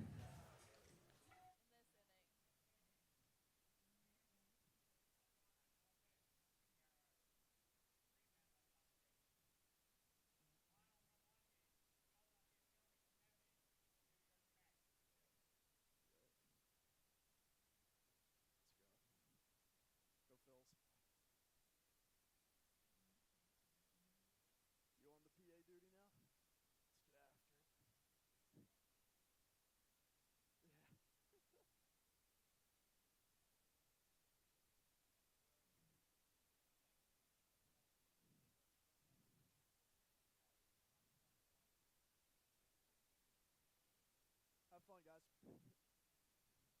the thing? His dad. There is? Okay. What'd you say? Yeah, that. I can take it. Yeah, you're fine. Yeah. Little, like, blur on it. No, yeah, go for it. Go get some content. Yeah. Get some content. New pitcher. Curcio. The one reliever they had in game 1 that was cracking me up, that was in at the end of the game, he was just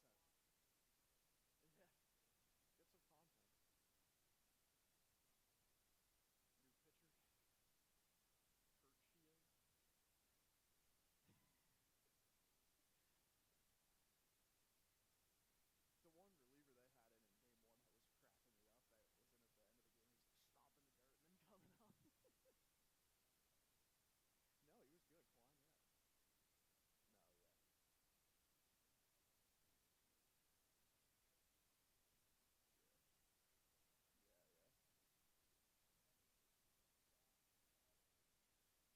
was good.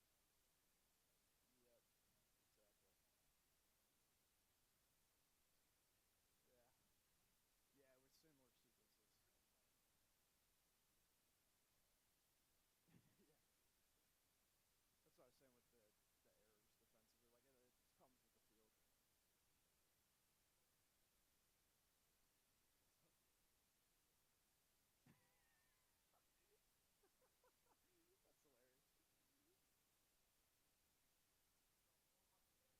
Yeah. Yeah, with similar sequences. Yeah. That's what I was saying with the errors defensively. Like, it comes with the field. That's hilarious. Yeah. That'll do. One will do. Yeah, I think he took it. So you didn't say goodbye to me? I don't know. All right. Back here for the bottom half of the 5th inning, Rocco Pellegrino no longer joining alongside Julia Henry. She's tending to the camera duties, the social media content side of things, as the Blazers trail 12-1. New pitcher in the game, it's Curcio for the Mammoths. Now batting for the Blazers, number 5, Carter Reben. As Carter Rybin steps into the right-handed batter's box, he takes the first pitch upstairs for a ball. It's 1-0. Blazers with 2 hits in this game, the Mammoths with 11. But the Blazers 5 errors defensively. That costed them. It's a digit thing. I can't. This one's skied in the air in play, shallow towards the second base side, and calling off everyone is Jordan Nitty for out number 1. So Ryben retired, and Kachi, the second baseman, to the plate. Now batting for the Blazers, number 6, Luke Cauchi. Kachi, he's 1 for 1 on the afternoon with an RBI to his name. He digs in now, facing the left-handed reliever. Takes the first pitch low. The final line for Burrows, the starter for Mercer. 4 innings pitched, 2 hits, 1 run. It was earned. And a strikeout, no walks issued. That pitch, outer half of the zone. It's now 2-0 with 1 retired here in the bottom of the 5th. 10-run mercy rule is in play here as the Mammoths, they lead 11. This one's hit well out to center field, but ranging back into his left is Briggs. He's under it, shading the sun to make the catch. It's out number 2. So Kachi's retired. Now batting for the Blazers, number 68, Logan Sig. So Logan Sig, who played left field and center field in this game. He comes up now 0 for 1 with a strikeout. Facing the left-handed pitcher, Curcio, he delivers way upstairs. Bottom of the 5th inning, 2 gone here. It's an 11-run game. So this could do it here for the Blazers. It's Logan Sig at the plate, who represents the last gasp. Swings and misses at that, offering it's 1-1. Sig at Juniana at the D3 level, 1 for 8 this year, with an RBI and a walk. He's even in the count. 1 ball and 1 strike. Here's the offering from Curcio that's in there. It's now 1-2.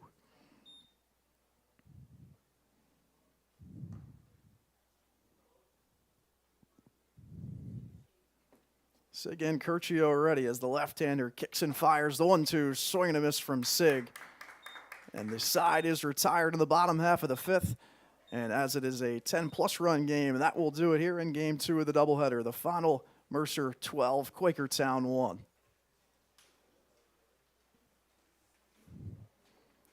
So we thank you for joining us here on today's broadcast. Unfortunately, the bats for Quakertown did not come alive in Game 2 as we thought they might have. Game 2, Mammoths 12, Blazers 1. Blazers back in action on Tuesday before heading home on Thursday. 7 p.m. game here at Memorial Stadium. Thank you all for coming out. Drive home safe. So unfortunately, the home opener spoiled for Quakertown as Burrows, the starter and the winner in this game. He goes 4 innings, 2 hits, 1 run. It was earned. And a strikeout. He gets the win as Mercer improves to above 500. Started the day at 2-3. They're now 4-3 as the Blazers drop to 2-3. So our next broadcast will be here on Thursday as the Blazers are back at home Thursday and then on Saturday for a doubleheader. We thank you for joining us from Rocco Pellegrino and Julia Henry signing off here on the Quakertown Blazers YouTube channel.